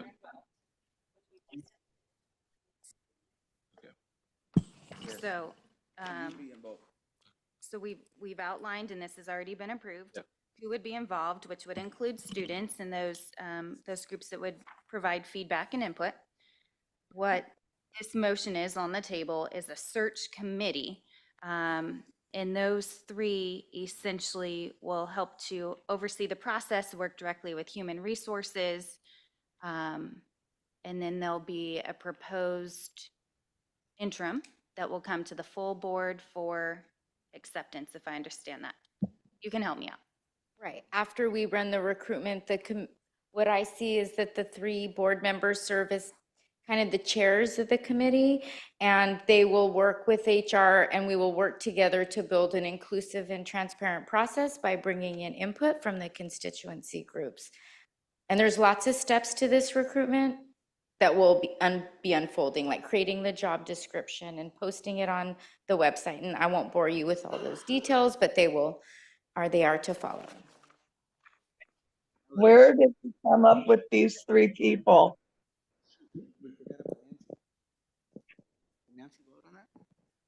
So We're ready. Jenny, that was Jenny's That was motion. Jenny's motion, and it was seconded. So we're about to vote now. But I have a question. So the people on this committee, because I did tell my husband I would slow down a little bit. The people on this committee choose from the pool of candidates a certain number to go to the full board Well, and all the constituents. and the constituent groups, right? So they're sort of like the initial filter. Okay. Before we vote, I thought I remember maybe I don't know. Nancy kind of said she wanted to be involved, so. I think so. Would you put her in? I do, thank you. Nancy, we're gonna substitute you for Leslie. Because I can sub if she's not So how available. about, Make an amendment. I amend the motion, With Garrett, because of his sometimes camaraderie in the committees. Nance, we have a motion on the floor for Leslie, Trustee Garrett, and myself. You indicated you'd like to be involved. Leslie's glad to set us. Antonio has tried to amend the motion to put you on in that place. Do you want to do that? Do you want to be on the committee? I do. Okay. there you go. So Okay. So you did. We have a motion. So I amend the motion to When Leslie can. have, Be my second. Garrett, that's basically the same, but and if for some reason Nancy could not attend something, Leslie will will get in for her. And that doesn't have to be voted on. No, yes. So that's my amended motion. Okay. So we have a motion on the floor. Please call the roll. Student has already. I just want to make sure that I have the motion accurate, so that the Board of Trustees approves the establishment of a temporary interim chancellor search committee consisting of 3 trustees, Trustee Garrett, Trustee Me and Richards, and Trustee Hinton. So, That was my amended. Yeah, that's what he amended. so with Leslie serving as an alternate? Yes. Yes. And is that, well, okay. Don't make it harder on me. I make enough mistakes. Just in case Nancy has medical issues and she cannot attend, so. Okay, so we have a motion on the floor. Please call the roll. I'm just trying to get it right so that when I do post it, that it is accurate. Thank you all for your patience.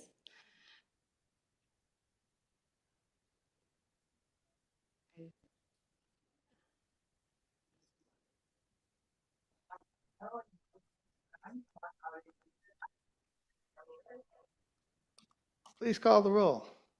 If you could give me just one moment, I'm sorry. Come on, let's go. No, I don't. Right now, I'm gonna just finishing this, Trustee.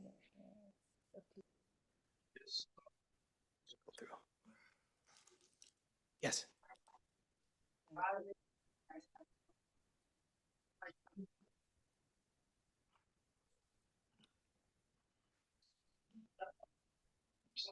And the student trustee is your vote? No. Trustee Hinton, Yes. trustee Nicolau, Yes. trustee Vice President or President Richards, Yes. Vice President Aguilar, trustee Beggs, Yes. trustee Davis. Yes.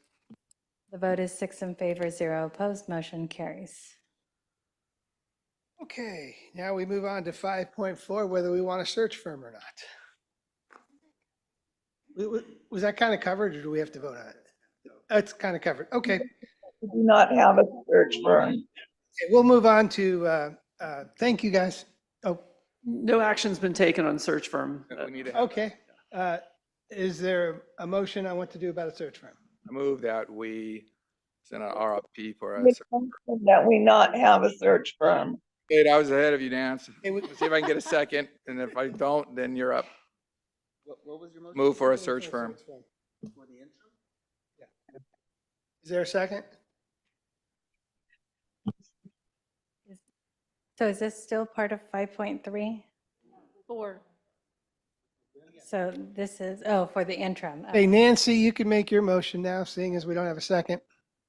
I make a motion that we do not have a search firm. Is there a second? I'll second it. Student trustee, Aye. please call the roll.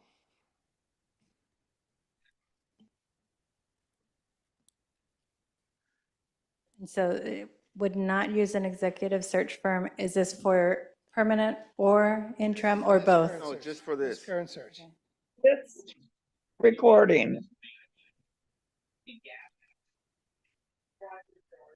Well, I guess Nancy, I understood it was just for this. Yeah, for this, yeah, that's what it is. It's just for this. Doing with this search now. Don't make it difficult, Graciela. No, I'm looking at the motion, and so it says, take public comments. I presume no public comments, or? Public comments. Okay, anyone want to comment on whether we have a search firm or not? I think we already did. Yeah, I thought we did too. Okay, please take the roll. Can't see it, I'm sorry. Aisha Saleh, if you can unmute yourself. Yeah, sorry, I had my hand up previously, so I'm not sure how much it relates to this, but I am curious because I know whoever ends up running the process will kind of guide everyone through implementing what's being voted on today. But I just wanted to clarify because I'm hearing bring in input from constituent groups, and I guess I'm just wanting very direct language so I have a clear understanding of exactly what the process is going to look like. I understand the 3 trustees who were voted to serve on the search committee, but am I understanding correctly that unlike in the past, there won't be any other actual constituent representatives on the search committee itself? Am I understanding correctly? I believe what the process for interim will be that all the constituency groups will be brought in in this process to review the job description, provide feedback on the candidates. So it won't be as traditional as when we go to the permanent search. Okay, so there won't be any representation then on the search committee. Thank you for clarifying that. Thank you. Okay, so we have a motion and a second on the floor about not using a search firm. Trustee Nicolau? Aye. President Richards? Yes. Vice President Aguilar? Aye. President or Trustee Beggs? Aye. Trustee Davis? No. Trustee Hinton? Aye. Vote is 5 in favor, 1 opposed, motion carries. Thank you. Okay, moving on to board committee reports. There won't be a finance committee report. Isn't there a presentation? No. Um, Oh, I see. I'm out of, I skipped a page, sorry. Does Nancy have anything to say? Nance, do you have anything about your committee? No, No? I wasn't able to make it. Okay, Leslie, Foundation? Nothing on the foundation right now. The Christmas party is coming up at, I think the date's been changed, so check your calendars. I think it's Thursday at like December 12th, I think, for the annual bash that they do. Yeah. Dr. Thank Davis, you. anything on the Columbia Foundation? Not on the Columbia Foundation. How about your other job? Yes, on the Association of Stanislaus County School Boards, just a brief report. The County Office of Education is providing a workshop for all new school board members who are newly elected. So if you're in a K-12 district, or if we would have had one elected here at the community college district, this workshop would be for them. February 25th to the county office at 3:30 to 6:30. Also, they ask that you save the date, if you haven't already, for April 30th for the annual Stanislaus County School Board's dinner. That's it. Thank you. Now you get to present. Curtis? I know you've been waiting for a long time. And your group. Very good. Thank you for being here tonight, and thank you for waiting. Thank you. Good evening. Thank you for this space. I'm Glenn Stovall, the director of the Rise Up Center, and tonight we're basically, that is comprised of a number of programs, but tonight we're going to highlight Rising Scholars, which is a program that is designated for reaching out to students that are justice impacted, formerly incarcerated. They've expanded the role where it initially started in 2017 for only formerly incarcerated. Then it gravitated also to anyone that has been justice impacted, which means sometimes someone was arrested in the home, and whether they went to jail or not, they have been impacted by the system. And so that's where we started in 2017. To give you a little context, when we did start there, it started by us making presentations in the West Campus Juvenile Center and the REACT Center. And so once we started there, we started with Dr. Redwing, and then we went out there and presented the opportunities for them to start taking online courses. When they heard about that, it went into Salvation Ankle Monitoring Program, the drug monitoring program throughout the county, where they would call us and then they would drive the students to our campus, and we would do an orientation with this particular student one at a time. Then COVID hit, and then that changed. So we immediately went to online courses. And from there, we have moved from the West Campus Juvenile System. We now are in the REACT Center on Hackett Road, and then the CHCF, which is the California Healthcare Facility in Stockton. So we now have 100 students that are incarcerated that are now taking MJC courses. Started with Jerry Sawicki our first year, and then we have 3 of our faculty that are, most of them are here with us tonight. Mr. Christopher Mickles, who teaches history, Ms. Melanie Baroud, sociology, and once again, Ms. Jerry Sawicki. And I think that is all of them. This spring semester we'll have 5, and so we'll be well over 150, 200 students that will be receiving NJC courses. So it's growing significantly. I think it's important to understand that in reaching out to this population, it's not the normal laptops, textbooks that really makes a difference, but the program was set up behind the Vision for Success and the Vision 2030 goals, which means that we're mandated to increase academic acceleration in graduating and transferring, persistence and retention, and increasing the number of units that they need to graduate. And so that's what it's been based on. And because of that, we've had tremendous amount of success in them working hard, coming into the system, and then leaving our campus. We are also mandated to hire at least one student that is an RSN student, but we usually, half of our student worker staff is usually RSN. And it's made an impact on their life, and they leave, they're like, Monica, she's graduating our bachelor's degree, and she's already calling me for letters to go into the master's program. Jasmine was one of our other ones who's also on her way to completing her bachelor's degree and now going for a master's. Mr. David Lujan is one of our students also that we hired, and he did amazing here at MJC, and then he graduated UC Merced. He was here before, right? Yes, he In the was. last presentation, I remember. Congratulations. Yes, and he's on his way to the master's program also. So what it does, the impact is that being surrounded by a network of students and staff that give them guidance allows them to exceed their goals of many times they just wanted a certificate, but once they found that they had the resources and the guidance, then they went beyond and succeeded and exceeded their expectations.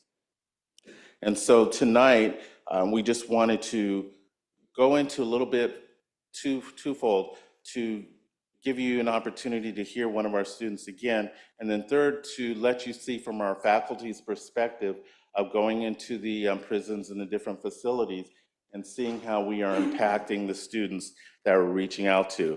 So once again, like 2.5 years ago, we brought David Lujan in. It's been had an amazing impact on our students as our peer mentor, where he has demonstrated academic success and showed our students how they could also mirror that. So just for a few minutes, I'm going to have David come up and then just share how the RSN program impacts the students. Good evening, board, and thank you for this opportunity once again. So I started out, I think it was in 2018, I became a student here, and initially I thought I wanted to become a drug and alcohol counselor, and so I obtained my AA degree, and a funny thing happened. I encountered some amazing faculty members that, that just reminded me that I can continue my education even further, right? A lot of times, as returning students that have been formerly incarcerated, oftentimes we don't know our own capacity, right? And so I ended up transferring. In the entire time that I was at MJC, I worked with Glenn Stovall with the Rising Scholars, and initially there wasn't that many of us, but now we probably have, I think it's 130 students on campus. So it's grown tremendously, and the program itself provided me an opportunity to just get grounded, right? And I think that you hear that a lot, right? You just oftentimes, especially as an adult learner, right?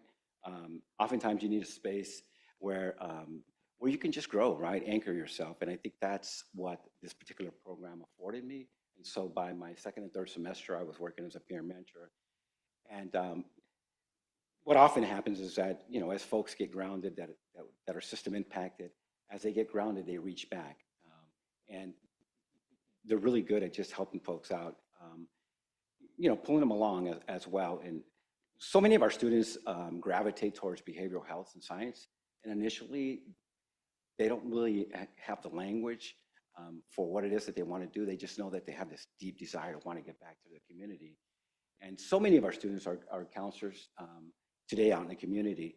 And I point that out only because this is not unique to Modesto Junior College.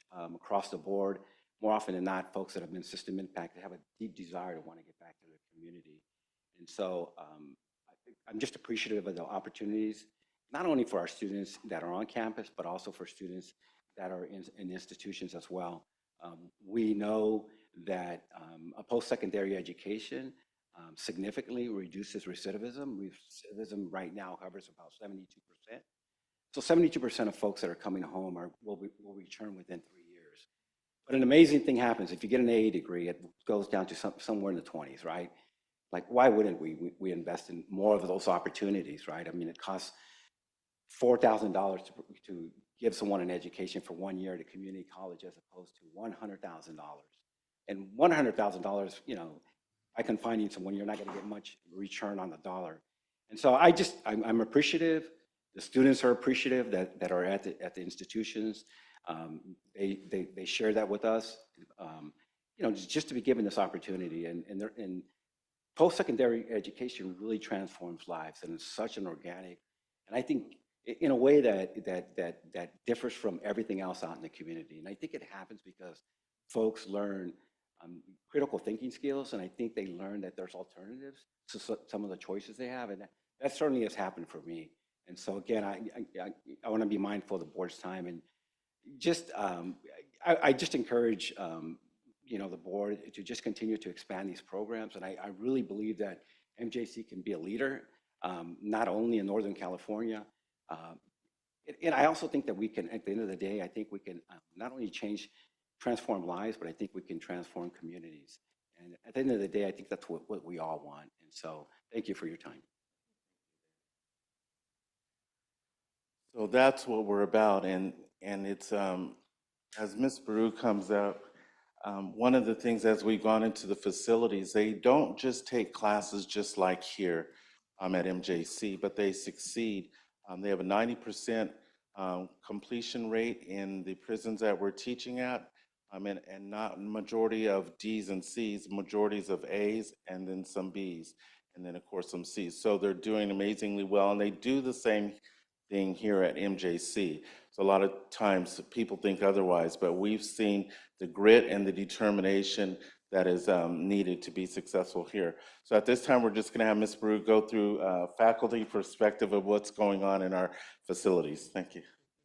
Good evening. Good evening. I get the honor and privilege to talk about a little bit about my experience teaching behind the walls. An elder once asked, who do you represent when you walk into spaces? And tonight I'm representing my students that can't be here, that are currently at the REACT jail facility.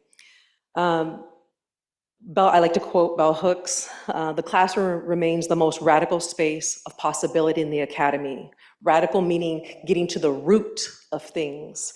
So I have the honor to be able to teach sociology in the jail. And when you teach sociology, the systematic study of society and social groups and social interactions, they start connecting dots.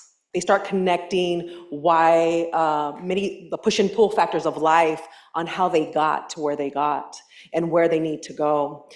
I want to quote one of my students who is currently incarcerated.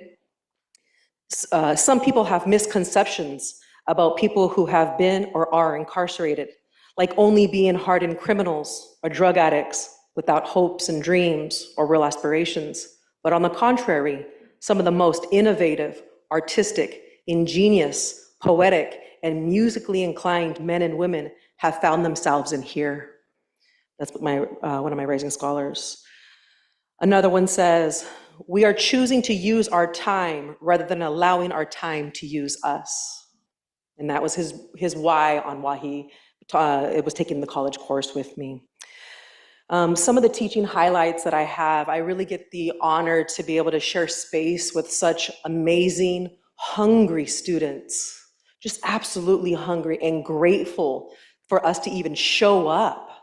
In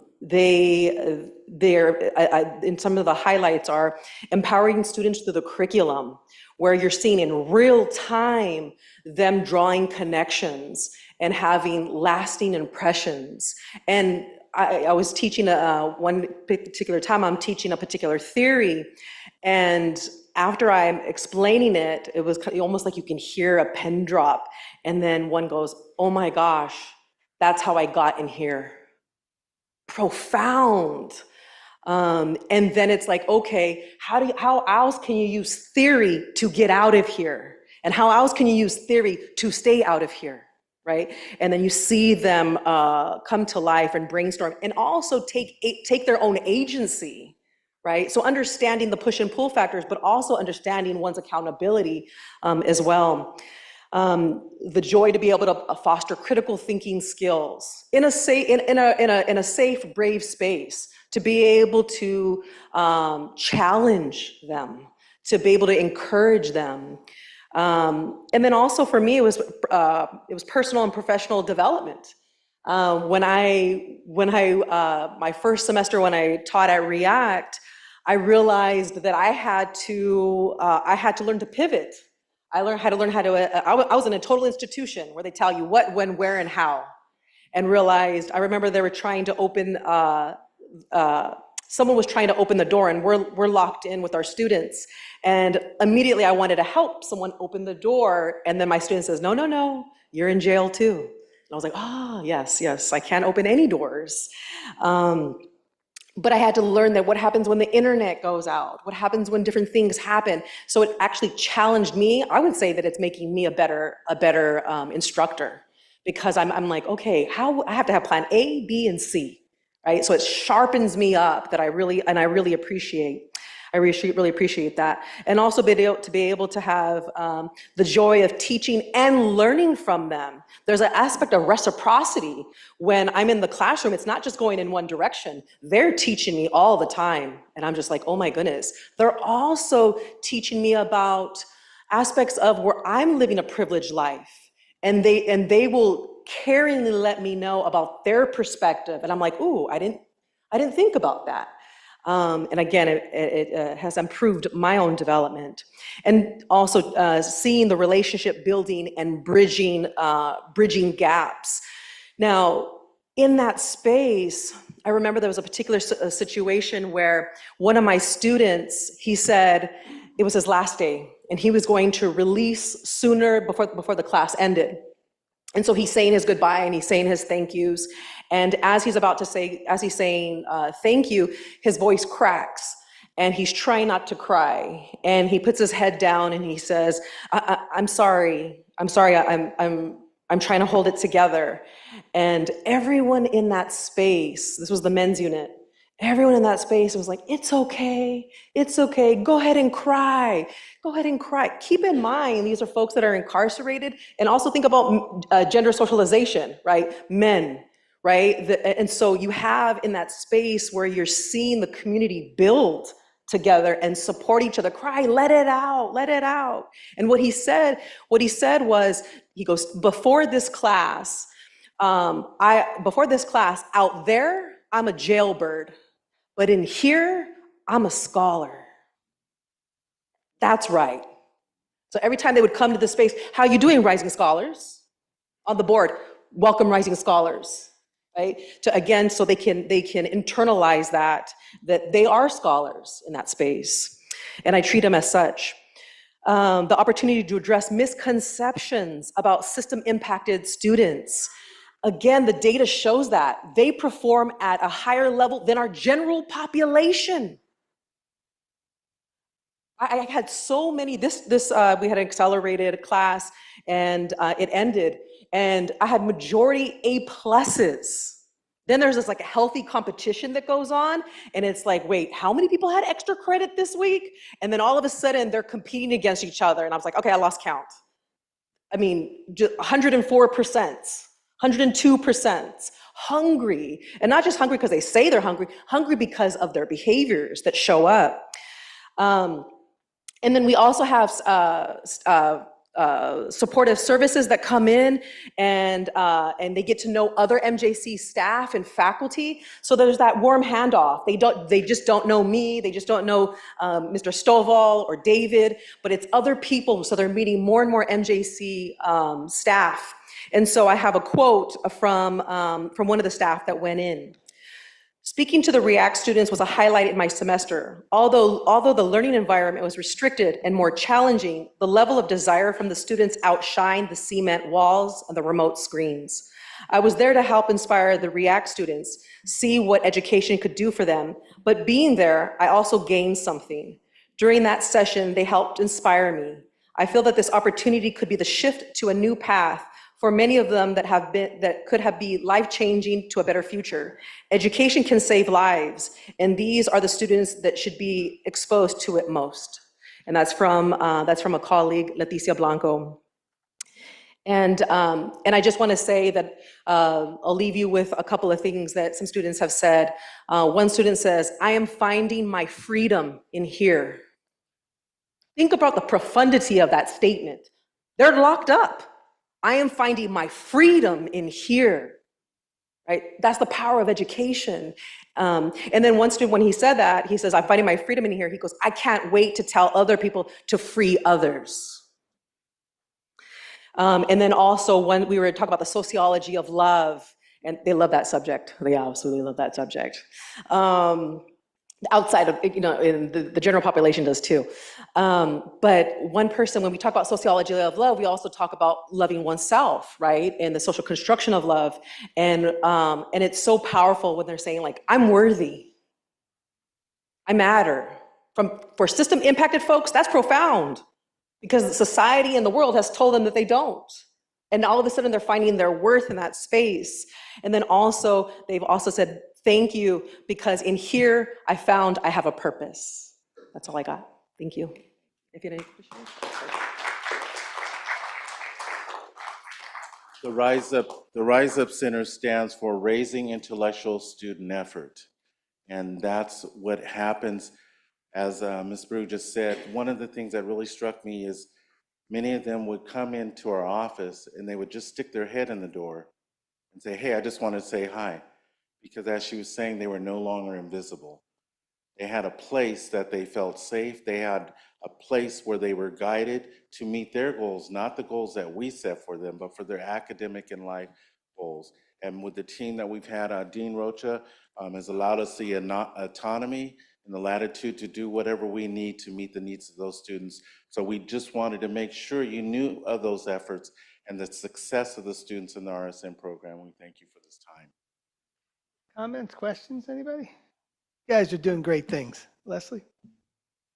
It's not really a question, although actually I did have one, come to think of it. Like, what percentage of these students are behind bars and what percentage are out on probation? Or you mentioned ankle monitoring and things like that. Okay, so the 110 that I mentioned, those are all behind bars. And that'll go up in the spring because we have 5 classes slated for the CHCF, plus we'll have 2 classes in the REACT Center. So that's going to go up significantly. On our campus, I could not tell you the ones that are on ankle monitors now. They usually show them to me, but they haven't been doing that lately. So on our campus, we have about 120 RSN students. And then there's like 110, 120 that are incarcerated. Okay. I was just going to say, so a long, long time ago when I was at Clemson, I was taking a psychology in the law class. And you were in prison? No, I was, we spent a day at the Atlanta Federal Prison.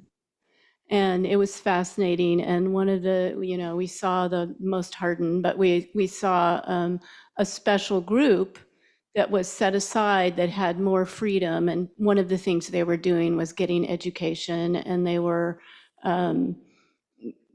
not a threat to each other. And it was wonderful. And ever since then, I've been so interested in this as a topic and in recidivism rates, et cetera. So I love what you're doing. I also spent a year on the civil grand jury in Stanislaus County. And as part of that, we were given the opportunity to tour every prison in the area. And that was very depressing in some cases, a lot of cases. But knowing that we have this program now and that so many of these inmates can have a meaningful life outside and have purpose is just fabulous. And I love what you're doing. So thank you. Thank you very much. I have a comment. Please. Can I just say thank you to Professor of Sociology Melanie Baru and Rising Scholar Network peer mentor David Luna. I think this was an amazing presentation. I've had the privilege and honor to be in Melanie Baru's, Professor Melanie Baru's class. I took that class, as I mentioned, my first semester as an MJC student. But I just want to say this is the work that you guys are doing is really great. And one thing that I hope that you guys mention is the RSN Symposium. I'll be volunteering there tomorrow. Yep. Let me please mention that. Please, please. I was just focused on this. Good job. David and I were sitting around and last year, and we were trying to come up with some things that we could do that is different. So this tomorrow, November 14th, in the MSR building from 10 to 3, we will have our first inaugural RSN Symposium. And so we have already signed up like 140 that are coming from all over Northern California, students from different correctional facilities, different colleges that'll be bringing their students, and that'll be happening tomorrow.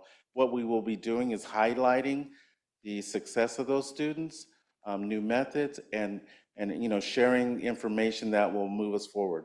Because the very most important thing is we have an RSN program, which is for classes, but our students need help outside the classes. Vision 2030 is about employment. And hopefully, our institution will be able to continue to allow opportunities where we can hire these students because they are worthy of it. They've done what they needed to do to get to that point, and now we have to have a certain degree of reciprocity in providing options for them. Thank you. Thank you. Now we'll move on to associate reports. Professor McKissick, you get to be first tonight.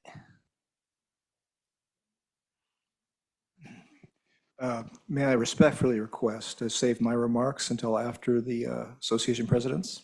Sure. Thank you. Let's move on to the academic senate activity reports. Marcus Wisenhut.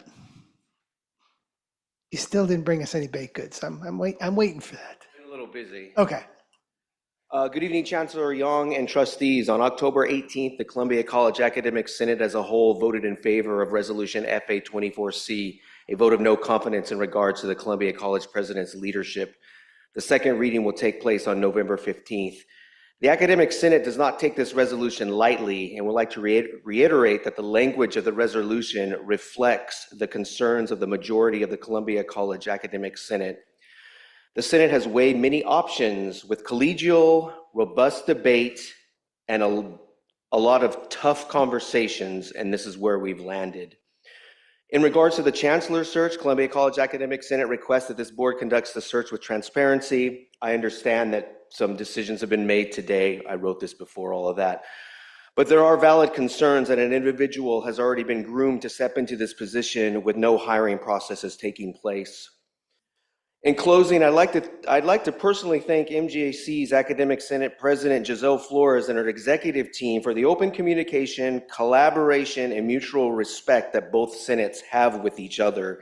It has been a pleasure working with the Senate down the hill, and I hope they feel the same way as well. This concludes my report. Thank you for your time. Thank you.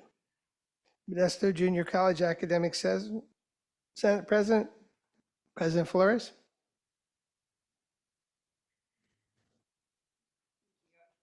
Said most of my remarks during action items, but the feeling is mutual, Marcus. I really appreciate the collaboration that our Senates have. I'll make this part of my report really brief. I know they left, but I just wanted to shout out Chris Mickles and Melanie Baru. Chris is actually our part-time senator on our Senate and is incredible. He's really good at making sure part-timers are informed about what's happening in our Senate.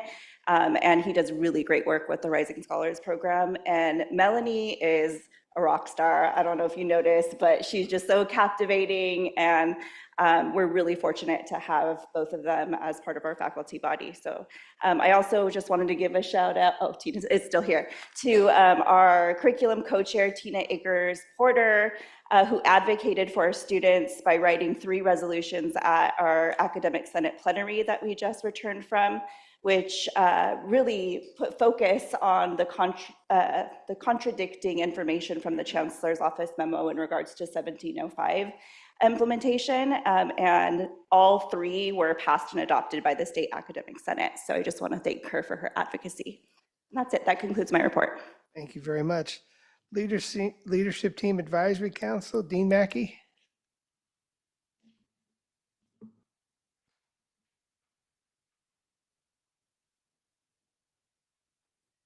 Good evening, Board and Chancellor Young. I want to reiterate Giselle's feeling about the Rising Scholars presentation. That was a great presentation, really good to hear.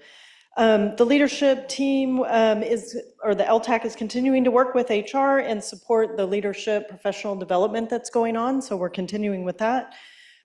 We want to reiterate our concerns with the payroll process, where managers are encouraged to approve time prior to working hours, and we're hopeful we can come up with a workable plan for that.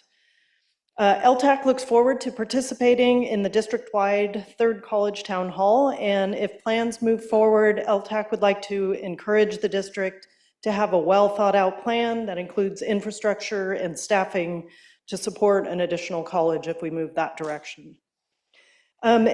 We are starting nomination process for the Advisory Council. So there are several representatives whose terms are up, so we've started that nomination process. We sent out a survey to the leadership team for items needed reviewed in the handbook, and so we will continue to work with HR on those revisions. And finally, LTAC is working with the foundations, MJC and Columbia Foundations, to continue to use a large portion of the money collected by LTAC dues to go to student scholarships. And that concludes my report. Thank you very much. Now we'll move on to the Student Senate Activities Report. Tobias Lovell.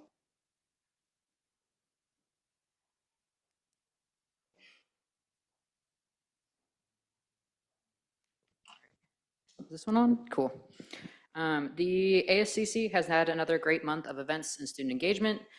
We have 14 clubs chartered so far this semester, which is the most we've had since COVID. We had a wildly successful Halloween Spirit Week event that had tons of student engagement. The Student Center stocked kitchen and the ASCC sponsored food pantry is continuing to feed hungry students and is a great resource for students. We will be supporting an upcoming Cram Night event that we do every semester, and we will soon begin planning for holiday events like our Giving Tree event. But lastly, the ASCC would like to convey their disappointment in the board's decision to not hire an outside agency to conduct a nationwide search. This position is vital to everyone on both campuses, and as stated earlier, we deserve the best, and it concerns us that without a nationwide search, we will not receive the best. It is also disappointing that a representative of Columbia College has not been included on the Chancellor Search Committee. Thank you. Associate Students, Modesto Junior College, Joan Romero. Is your president also here, or just you? Okay, thank you. So good evening, Board of Trustees and Chancellor Young. In the month of October, ASMGC has had a pretty fulfilling and busy month. At the beginning of the month, some of our ASMJC members attended a conference down in LA, our Seesaw conference. It was a great trip and very educational. The members who were not able to attend the Seesaw conference stayed here at home and they volunteered for our 41st annual Hispanic Education Conference.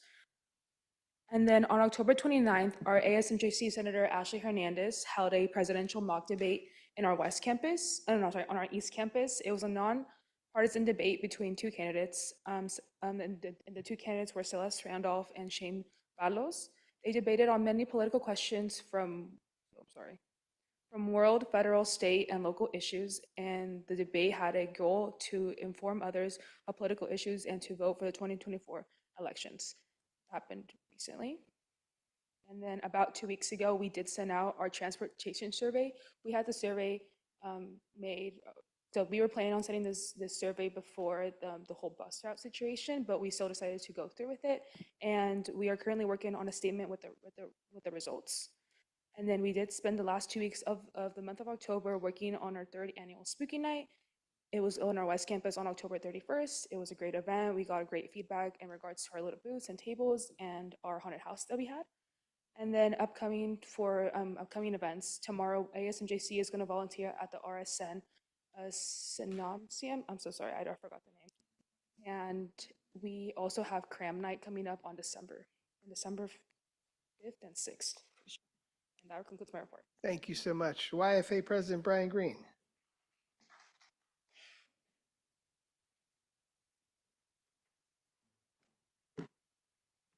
Good evening, trustees, President Richards, and Chancellor Young.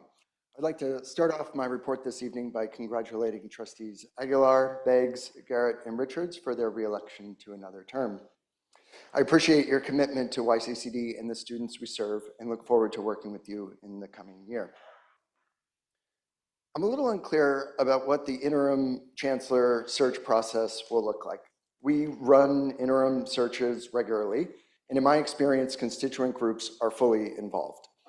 It sounds like that they're going to have less of a role this time, and I think that's unfortunate. On a more positive note, and as mentioned at the October board meeting, HR has confirmed that it will be conducting exit interviews with employees separating from the district as part of the offboarding process. I hope this will provide useful information for why some employees are leaving the district prior to retirement. Thank you to the district for being responsive to that request from a number of constituency groups. Columbia has faced a string of power outages recently that have resulted in canceled classes and disrupted operations across the campus. While we have regularly had outages the entire time I've worked at Columbia, there does seem to be like an uptick recently for some reason. I understand Columbia's College Services Committee is discussing ways to install backup power to more buildings with the goal of reducing the impact of outages. I encourage the district and the board to keep an eye out for recommendations to improve Columbia's resiliency in terms of maintaining consistent power on campus. At the same time, President Tran's office and security personnel are working to update our procedures for outages to minimize confusion. In the end, I hope we can make the infrastructure and procedural improvements necessary to minimize disruption caused by the outages. Alas, we still do not have a published contract to distribute. YFA has been validating some of the updated course capacity numbers and are confirming backup with the district and the colleges in some instances. The district is finalizing an MOU that captures the numerous corrections that we made subsequent to the negotiations concluding and that we made over the summer. And I strongly hope that we're able to publish in the next couple of weeks. We need to get this thing out there. A lot of people rely on it. At the table, negotiations have been going a little slower than expected.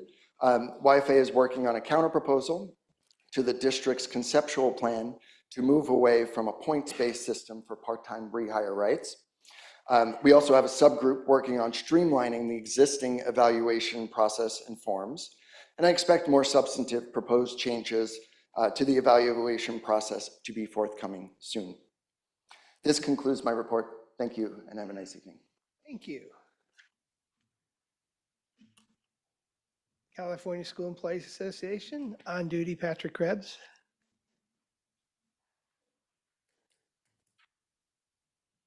Good evening, President Richards, Chancellor Young, and fellow trustees. As I had said before, I'm on duty and in uniform. CSE Chapter 420 has concluded its nomination process. I would like to introduce President-elect Sabina Salas to please come up here. Oh, come on, come on. Vice President Rita Perez will remain Vice President in this coming year. Aaron Colby, who is our current treasurer, come on, will become our second VP. Quincy Villery, who is not here, will become our secretary. Treasurer Tracy Gilman, who is also not here. And we have two positions, communications officers, as well as our chief job union steward, are up for election. CSEA would like to offer congratulations to those trustees that have won another term in office. CSEA would like to remind trustees that besides the students, CSEA is the largest constituency group at YCCD, and we do vote and we are paying attention. I had a lot more, but that was touched on earlier, so I will conclude my report. Thank you much. Thank you. Professor McKissick. Thank you for this opportunity to address you, and congratulations to our trustees that have been reelected. I was asked to convey concerns about the chancellor's search and selection process. I think everything I had to say has been covered, but I'm going to echo what I heard Brian say and what I heard a couple of other association leaders say. The nature of the participation by constituencies has not yet been determined, I'm understanding, right? I heard Catherine say some general things about that, and that I'm encouraged by the fact that it is not yet determined. That leaves room for discussion and something that is most satisfactory under the circumstances to the people involved, the constituencies. I'm sure it won't just be a memo sent out, this is how you shall participate, right? I'm sure there will be more discussion of that than just the memo, right? So having said that, I want to offer personal commendations to our chancellor for facilitating discussion in the Policies and Procedures Committee by arranging for legal counsel to be present for discussions around the complex of board policies and administrative procedures, which relate to due process issues. I also want to especially thank Attorney Travis Lindsay for his direct, concise, and clear explanation of various legal issues that were important in the discussion. As a teacher, I admire that. The YFA and Columbia College Academic Senates wanted clear delineation between policy and procedure changes that are required to stay within compliance with the law and other issues that were really about trying to achieve best practice, where a more robust discussion may be in order. I believe that he did that very well in a way that inspired confidence in his advice. There's been plenty to disagree about in PNP, but it's been civil, respectful, and constructive. Speaking for myself, I attribute that in part to Kimberly Gibbs' skill as a discussion leader.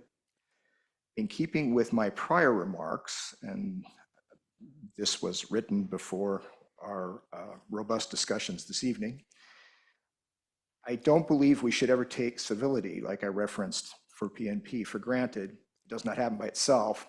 I looked up board policy on civility, and I remember when board members put special effort into crafting that. I was there for some of the discussion. It states, members of the Yosemite Community College District embrace the value of civility. Civility refers to the content and style with which verbal, written, and other types of communication occur in a professional interactions or settings. In a civil context, all members of the community are heard, valued, taken seriously, treated with dignity and respect, and treated without prejudice. Importantly, civility, especially in academic context, encompasses vigorous, reasoned disagreement and critique of ideas. Civility underpins the ability to agree to disagree on contentious issues and is a necessary precondition for collegial interchanges that are free and unfettered. Civility enables the diversity of thought and ideas fundamental to an academic institution, and I hope it helps inform the way we decide to choose a chancellor, of course. The country has a president-elect with an ambitious agenda of some fundamental changes. Agree or disagree, like it or not, major controversies are coming. I believe it unrealistic to assume those controversies will not manifest in our board, council, and committee deliberations. In the past and in the present, changes at the federal level have certainly done that. So I'll finish with a few sentences from President Biden's recent remarks that I think are appropriate. I've said many times, you can't love your country only when you win. You can't love your neighbor only when you agree. Sometimes I hope we can do, no matter who, something I hope we can do, no matter who you voted for, is see each other not as adversaries, but as fellow Americans. Bring down the temperature. You might think the metaphor a bit melodramatic for governance in our small patch of the country, the YCCD community, but I must respectfully and civilly disagree. Thank you very much.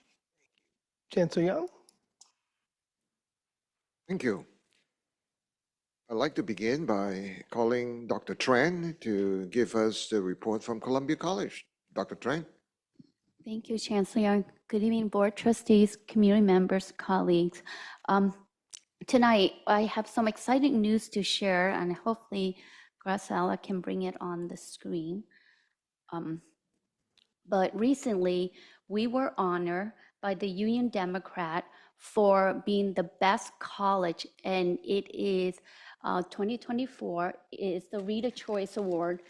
It is voted by 94,000 individuals across the 7 counties in our area. This is a tremendous, I repeat, it is an honor for our college to be recognized in this capacity. And as my report, it will show you why Columbia College is the best college.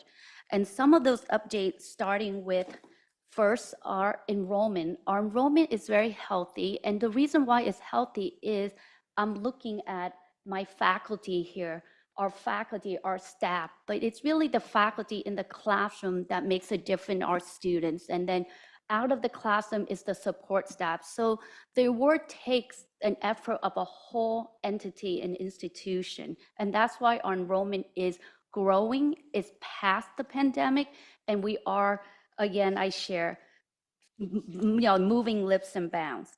In addition to that, we know there's a lot of mandates from the state, and I like to do a shout out, a huge shout out to our curriculum committee who worked hard. They slayed, they did all the work they need so that we can meet the mandate for AB 1111, which is the Common Core numbering. So that is something we want to recognize our team for their effort.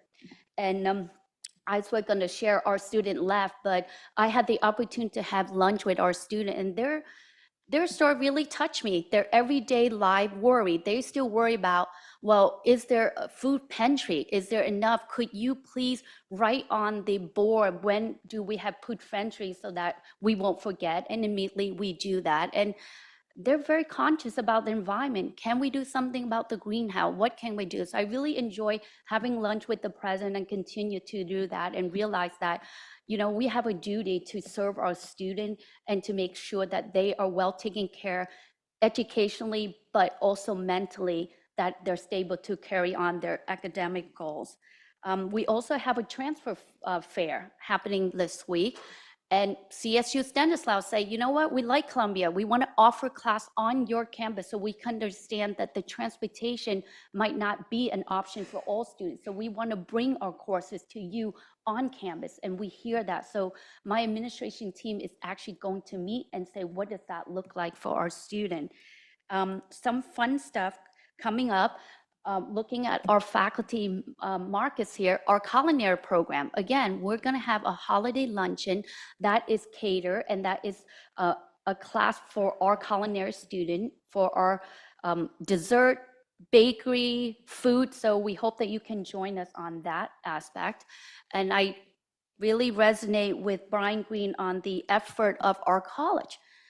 You're right, we're working on it. So we're actually looking at all the backup generators. And we're really taking a look and say which building needs the most, right? So we're looking at childcare. We're looking at all the area where student congregates. We're moving that, and actually tomorrow we have a leadership team to look at all the closure procedure.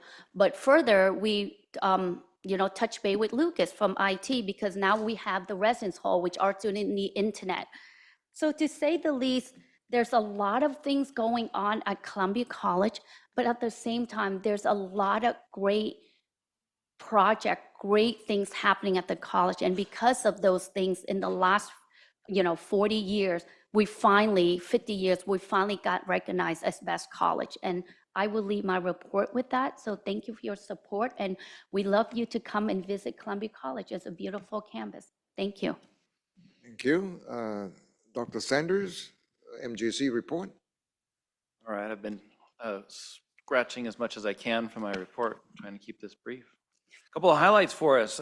Good evening. I wanted to commend our students who left for their spooky night, for this Halloween event that they put together. Our team of students is the most engaged and involved and committed that I've ever seen. It's truly fantastic. On Friday, November 1st, a group of us from Modesto Junior College, including Trustee Nicolau, Trustee Aguilar, some administrators, 4 faculty members, went to Hartnell College in Salinas to observe and learn about their joint agriculture and industrial technology training facility. We think it's going to be a fantastic model for Modesto Junior College to follow in working that into our facilities master plan. We were especially impressed by the really large donor wall and how they engaged with all of the agricultural community leaders in that area. This last Saturday, the School of Agriculture hosted the harvest party in the pavilion. Trustee Beggs was there for the first part, and then had grandma duties, I think, was it? So she had another party to go to. She had another event. But she was there, and we had a great time together. Good food, good drink was all provided for everyone, and a live band and dancing and all sorts of fun things. So wear your boots next time and join us for the Ag Harvest Party.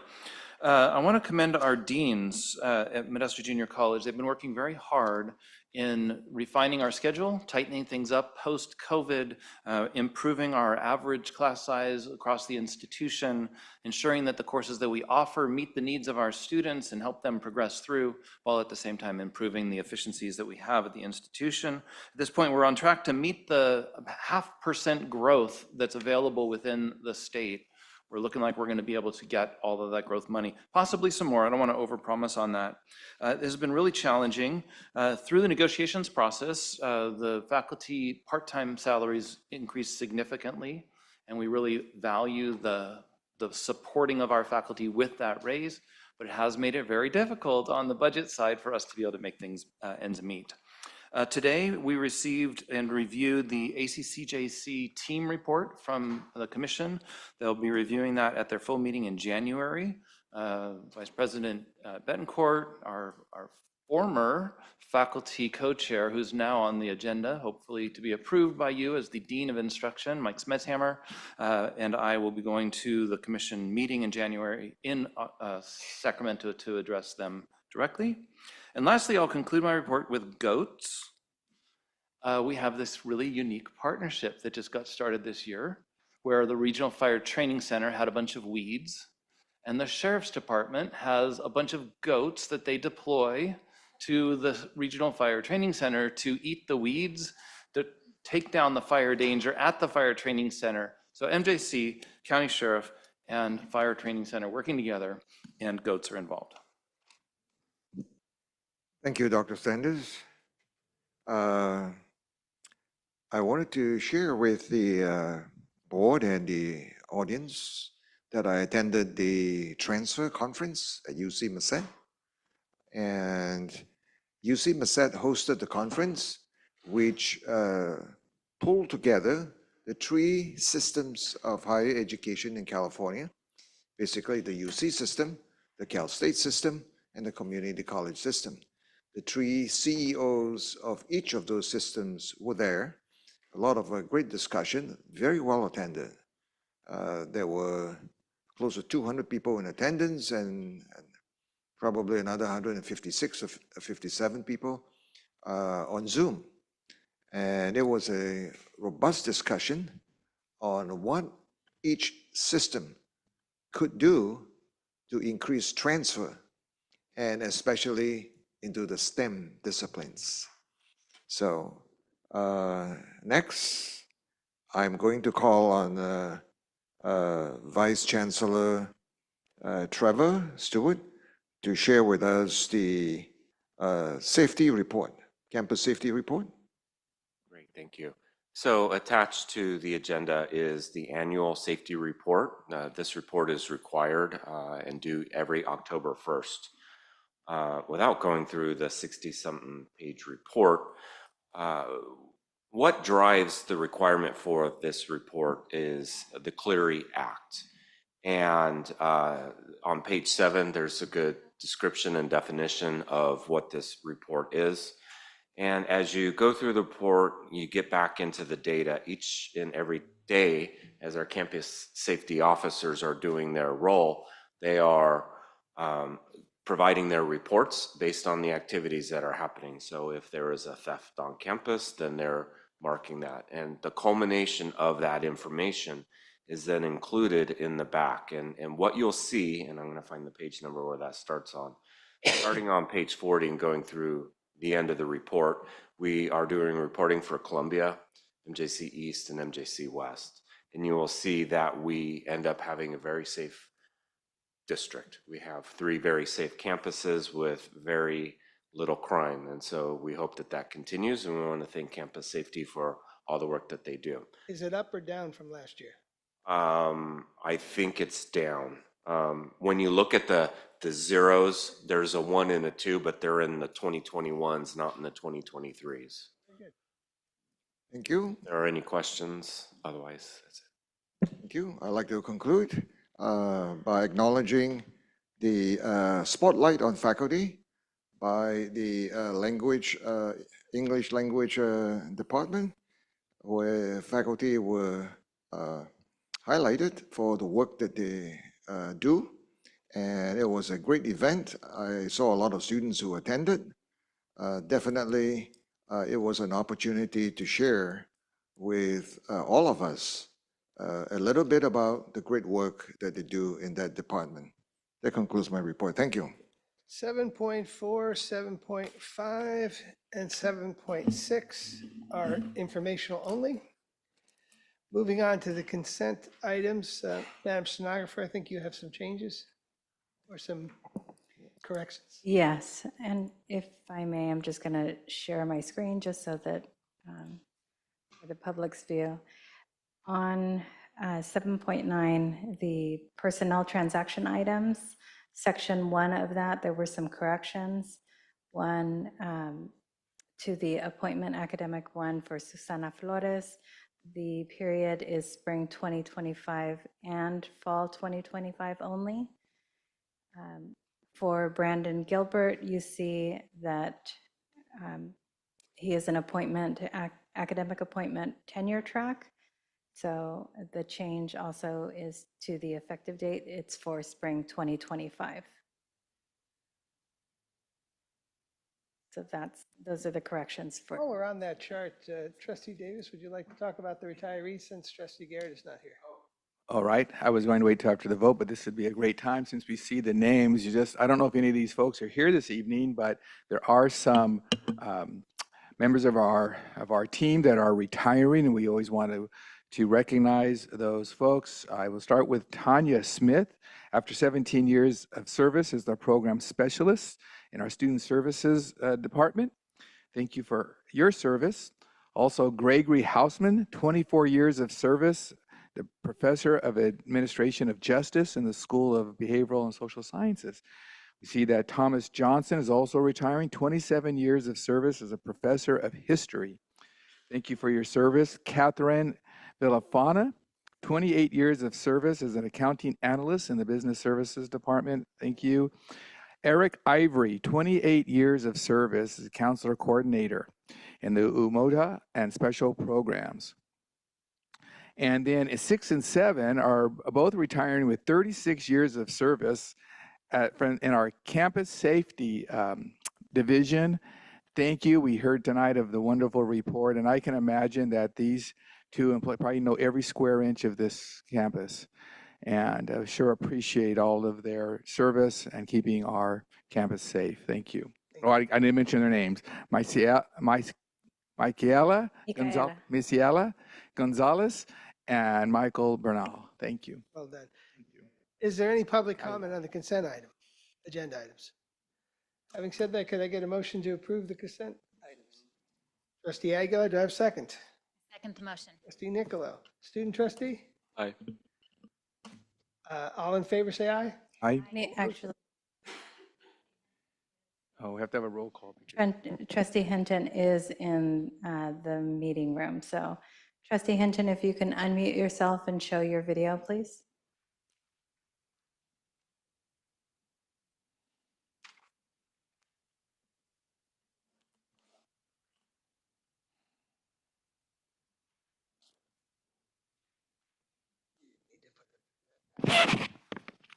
Trustee Hinton, are you there? Okay, let's take the vote. I think we already Here did. she is. Here she is. You can.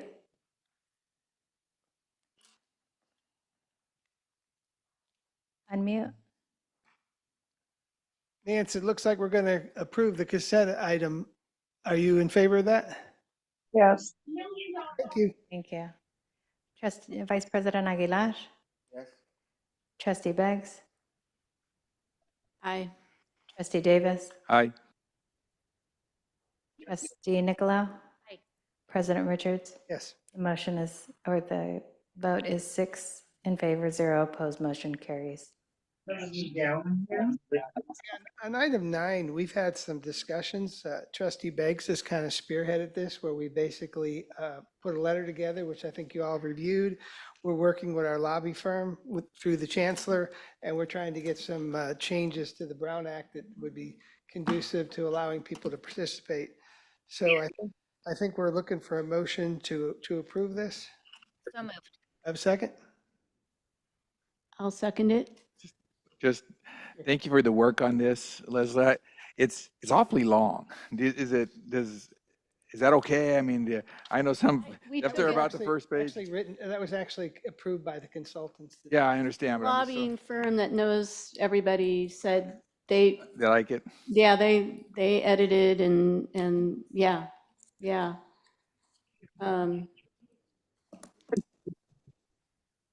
I guess people in the audience can't see it, but anyway, I'm okay with it if they are. They're the ones who know. And they actually told us that this is going to be reviewed because of the sunsetting. So now is the time to get to the legislators.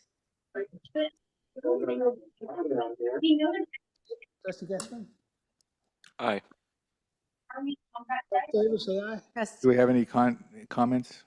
Nance, did you want to say something? I just want to say thank you.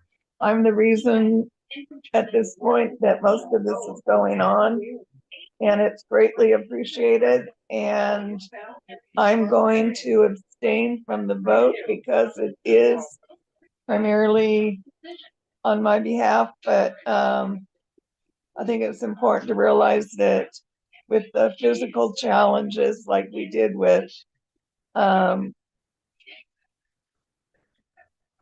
Jim Solomon a few years ago, these are really needed changes. Thank you. Call the roll. Trustee Beggs? Aye. Trustee Davis? Aye. Trustee Hinton abstains. Trustee Nicolau? Aye. President Richards? Yes. Vice President Aguilar? The vote is 5 in favor, 1 abstention, motion carries. Okay, moving on to 9.2. I know the Finance Committee has looked at this. Trevor, anything to add on the quarterly report? A lot of crumbs from your kid. A motion to approve? Move for approval. Second? Antonio Aguilar? Student trustee, Aye. please go. Do we have to call the roll every time? Okay, go ahead. Yes, we do. Thank you. Trustee Davis? Aye. Trustee Hinton? Aye. Nicolau? Aye. President Richards? Yes. Vice President Aguilar? Trustee Beggs? Aye. Okay, 9.3 is to approve funding for Columbia College Child Care Center continued funding application for fiscal year 205-26. A motion to approve? So moved. So moved. Nancy, Don, Second. you're going to be the second. Student trustee, Aye. please call the roll. Trustee Davis? Aye. Trustee Hinton? Aye. Nicolau? Aye. Thank you. President Richards? Yes. Vice President Aguilar? Yes. Trustee Beggs? Aye. Vote is 6-0, motion carries. Okay, 9.4 is approving of the academic calendar. Take a motion to approve. So moved. Second, Second for 2 years, correct? trustee Davis, yes. Yes, okay. Student trustee? Aye. It's just for clarification. The first is to approve, the 5-6 and the 6-7 would be tentatively adopt. Correct. Okay, please call the roll. Trustee Nicolau? Aye. President Richards? Yes. Vice President Aguilar? He said no. No? Trustee Beggs? Aye. Trustee Davis? Aye. Trustee Hinton?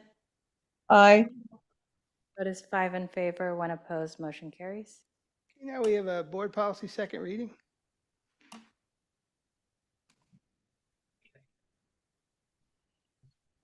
Good evening, trustees. Thank you, President Richards.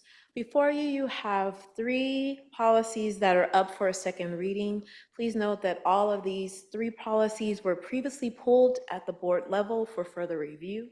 The Board Policy Committee is recommending that the full board accept the revisions that are presented in the agenda and approve these policies. Beggs, any comment? No. Do I have a motion to approve? Antonio Aguilar, second. Trustee Davis, Yes, second. student trustee. Aye. Please call the roll. President Richards? Yes. Vice President Aguilar? Yes. Trustee Beggs? Aye. Trustee Davis? Aye. Trustee Hinton? Aye. Trustee Nicolau? Aye. Vote is 6-0, motion carries. 9.6, we have a first reading. Yes. The first reading on these 6 policies, again, these policies were previously pulled at the board level for further review. The Board Policy Committee is recommending that the full board accept the revisions as presented in the agenda and conduct a first reading. However, I wanted to note that the Chancellor's Office did receive a comment that came in from someone that was watching the video via YouTube and wasn't able to submit a question during the time that they took comment during the meeting. So I wanted to read their statement. The statement says, I wanted to reach out and let you know that I was attending the board policy meeting on Monday on YouTube and had a question about BP 7600 that I didn't have an opportunity to ask. I noticed that lines 17 through 21 are crossed out in red, and part of this language is dedication to eradicating racism. Given that there is a Board of Trustees resolution, against racism, I am curious to why this language was crossed out. Can you please provide rationale for deleting given the board's commitment expressed in the resolution of the board, resolution condemning racism and affirming its ongoing commitment to serving its diverse student population? Are you prepared to answer that question? Am I no, that would be prepared of the board's Do we desire. know why they couldn't attend the meeting? Because we didn't even, because, They were viewing it by YouTube. And oh, because, there's no comments on YouTube, so. oh, because Nancy couldn't come, right? Okay. Trustee Hinton, I apologize. Trustee Hinton could not, okay. Join via Zoom and wasn't able to provide right. request to join the meeting by AB 2449. I'll entertain a motion to approve. That was first reading? First reading, but the language would be deleted as a first reading, so they're just asking for the rationale. Okay.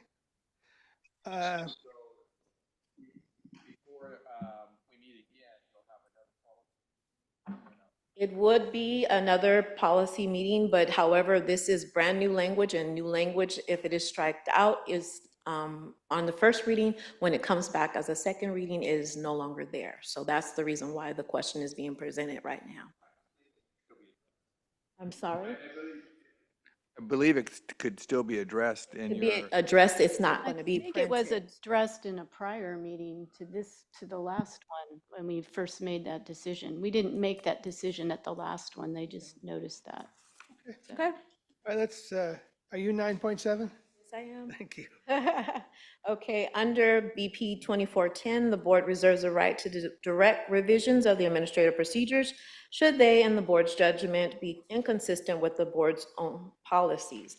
The Board Policy Committee has completed their preview of the 8 administrative procedures listed in the agenda, and they are presenting their recommendations for revisions to the full board for acceptance as presented in the agenda. After the board takes action on the acceptance, the Board Policy Committee is asking the full board to direct the revisions to the chancellor to revise the administrative procedures to align with the corresponding policy. Professor McKissick, you're okay with this? Could you clarify the question? This, you're always up on these administrative procedure policies. Are you okay with this? Well, I'm not sure. Thanks for asking, right? And I think the faculty associations in the past have supported our ongoing consultation process that we call the policy and procedure review process, okay? So I think it's very clear to everyone that the board may direct changes in administrative procedures to make them consistent with board policies. And I'm not really hearing a contradiction of this, but what the faculty associations agreed to and believed they were hearing was this, that we were maintaining our previous policy and procedure review process in that board may recommend changes in APs. Of course, the final decision on that is our chancellor's, but the board may recommend changes in APs. So I hope that answers your question. Can I get a motion to approve? Trustee Aguilar? Second. Trustee Davis, student trustee. Abstain. All in favor, please call the roll. She's up. Please call the roll. Vice President Aguilar? Yes. Trustee Beggs? Clarify for me, I got distracted. What number are we on? We're on 9.7? 9.7, which Professor McKissick said is good, so. Okay, but it's not the first reading because the first readings are just for information. 9.7, Administrative procedures acceptance. Okay. Yes. Trustee Davis? Aye. Trustee Hinton? Aye. Trustee Nicolau? President Richards? Yes. Vote is 6-0, motion carries. Okay, 9.8, I'd like to get a resolution to make this net, to recognize Native American Heritage Month. Can I get a motion? Yes. Move for approval. John Davis, second student trustee. Aye. Your vote? Second is who? Student trustee? He can't do that? Okay. Trustee Aguilar. I was trying to get him in there. I'll do it for him. All right, I tried to get him in there. Please call the roll. Trustee Beggs? Aye. Trustee Davis? Aye. Trustee Hinton? Aye. Trustee Nicolau? President Richards? Yes. And Vice President Aguilar? Yes. The vote is 6-0, motion carries. Okay, we're going to combine 10.1 and 10.2, so requests for future agenda items and board comments. Trustee Beggs? Any? I do not have any comments this time. I just wanted to shock you. Very good. Student trustee? No comments. Trustee Davis? Thank everyone for your presentations tonight, your comments and all. I wanted to, I'm so pleased to hear that CSU Stanislaus wants to bring courses up there to the college, and that the walls, or if there are any walls, or the silo mentality is, disappearing, and we're really getting that cooperation with our nearest university, and that's just so good to hear. Thank you for sharing that. Trustee Nicolau? I just wanted to thank President Sanders for allowing me to join the little field trip. I had a great time. The tour was great. I learned a lot, but I really enjoyed spending time with our staff through the CTE and the ag program. And I think the lunch discussion was probably the best part of the whole event. So thank you.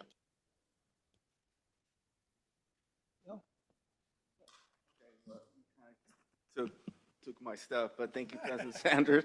That was a really good little trip. And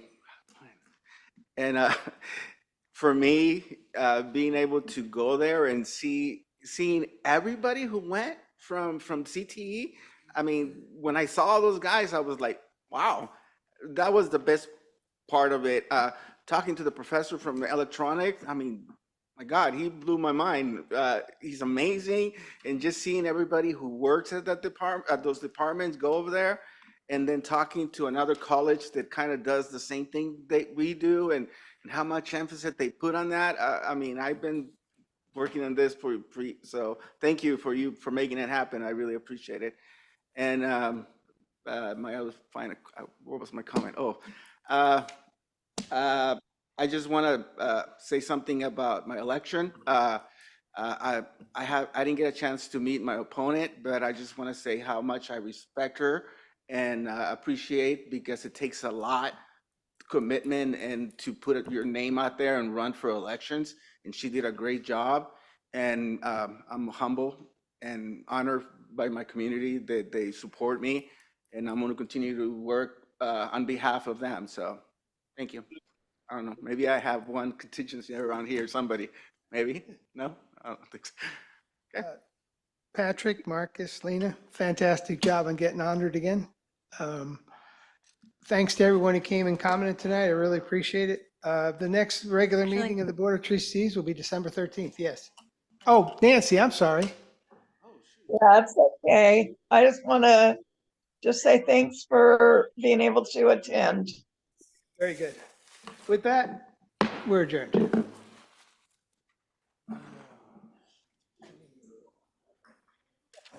I couldn't.